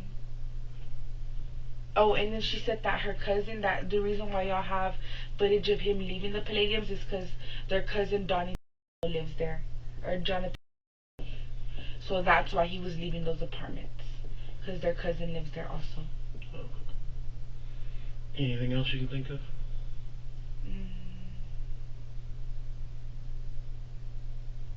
That's it. Now, as you heard, Mario's family is kind of being protested against. They're like, hey, where's this girl at? And we know your son did it. Hey, we know Mario's guilty. So they're protesting outside his house. They're threatening members of the family, stuff that nobody should be condoning, but they're doing this. And his sister, you already heard him talking about his sister, Samantha. Well, she gets somebody to protect her. He just so happens to have just come out of prison, and he becomes a suspect in the case. So they call Sebastian. Who's this? Detective Argijo with Midland Police Department. Oh, yes, sir. Hey, we spoke to Madeline's father, and he had asked us to reach out to you. Yes, sir. What can you tell us? I don't know nothing. Like I told them, I barely got out of prison, sir. I barely got out of prison. I don't even know nobody. You know what I'm saying? I just got out of jail from beating my charges. I don't know nobody. So I barely have met Sammy. Hey, detective, this is me, Samantha. Uh-huh. I'm the Mario Chacon sister. Okay. You know, Sebastian has nothing to do with this. I just met him.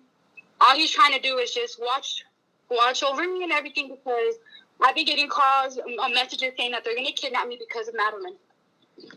Okay. So, are you here in town? I am. Okay. Can you come to the PD and talk to me? I'm going to have to call my mom first and see if she can take me. Will she give you a ride? Yeah. And then there's a lot of people over there at my house too, sir. Yeah, the deputies are out there. Okay, yeah, because me and my dad called them. Yeah. Do y'all you live in city limits though? Yes, sir. Okay. I was making sure that you would be able to have a way to get up here if she could get to you. Okay, well, all I gotta say is, Sebastian has nothing to do with this. I don't know why they're putting his name in this and everything. Yeah. We get names of everybody. anytime we get them, we got to clear them just as much as we've got to figure out if they are actually involved. So all we can do is, it sounds like if we meet with you, we can knock that off the list. That way we can leave it alone after that. In the end, the police would narrow down a search grid using the data from Mario's cell phone. They would find Madeline's remains out in a field in South Midland, Texas, on day number 10 of the search. And although the family told the detectives that her phone, keys, and dog were still at the residence, they did notice that her coffee table just so happened to be missing. The investigators would find her remains inside that table, with Mario not even taking the time to dig the young woman a grave. Faced with the overwhelming evidence, Mario would plead guilty, receiving a controversial 35 years, only having to serve 17 and a half before getting a chance at parole. But I have a question. Make sure you watch the bonus coverage, because something just doesn't seem quite right about the evidence. But if you are leaving early, make sure you give me the deuces in the comments. That way, I know who not to send a Christmas present to. Just kidding. I'll catch you again soon, right back here on They Caught Me. Till next time.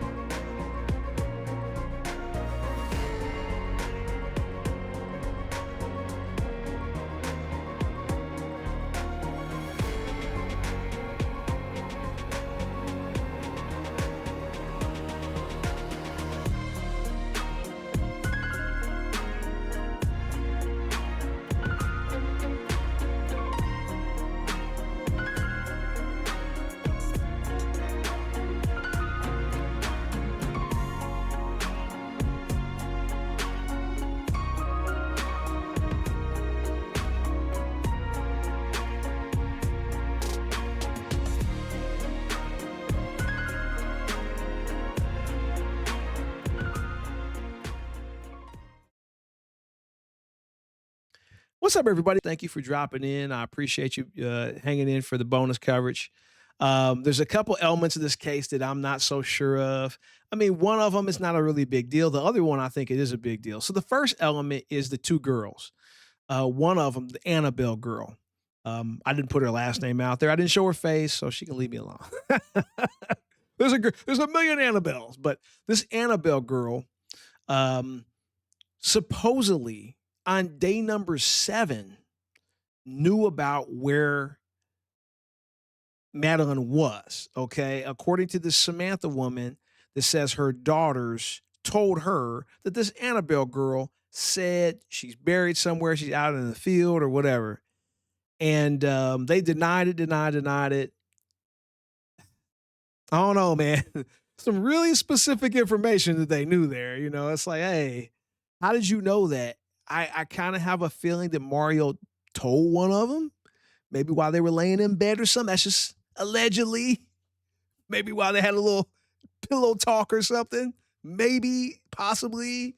Something just ain't right about that. I don't know. It just doesn't seem right. Just saying.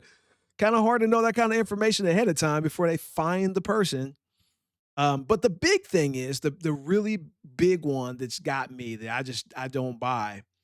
She was found in her coffee table. Her coffee table, I don't know the size. Maybe it wasn't that big. Maybe she wasn't that big. But the coffee table was supposedly taken from a second-story apartment. Check that. 3rd floor. I called the apartment complex and asked them, and they told me that apartment 308 would be on the top floor.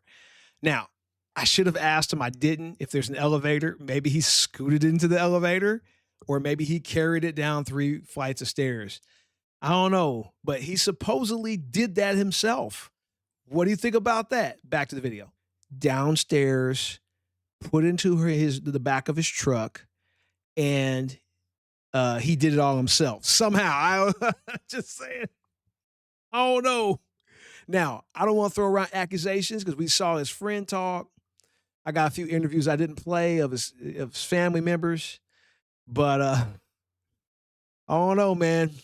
What do y'all think about that? Do y'all think he pulled that off and took that coffee table downstairs? He's not a big dude. He doesn't look like he's that strong. You know, if it was this big, huge dude, I say, well, maybe because a dead body is not light, and you put that dead body inside a coffee table. Whew, you know, that's not a light thing to carry. You know, it might have to be drug a while. Drag across the ground. For one person at times. So I don't know, man. I kind of have a hard time buying that. Do y'all think he got help? Because I just don't think he could have pulled that off himself. Maybe he could have. It was the middle of the night, supposedly. And maybe no one saw him, but I would think somebody would see the big freaking coffee table being carried downstairs. I don't know, man. So y'all tell me what you think about that. I just thought I'd throw that out there. I thought that was kind of odd, because I kept searching. Did anybody else get charged in this? Was anybody else suspected, of helping him or anything? I almost wonder if he called somebody and said, "Hey, come here, gotta give me a hand real quick. We're just moving something. That's all. We're just redecorating." Peace.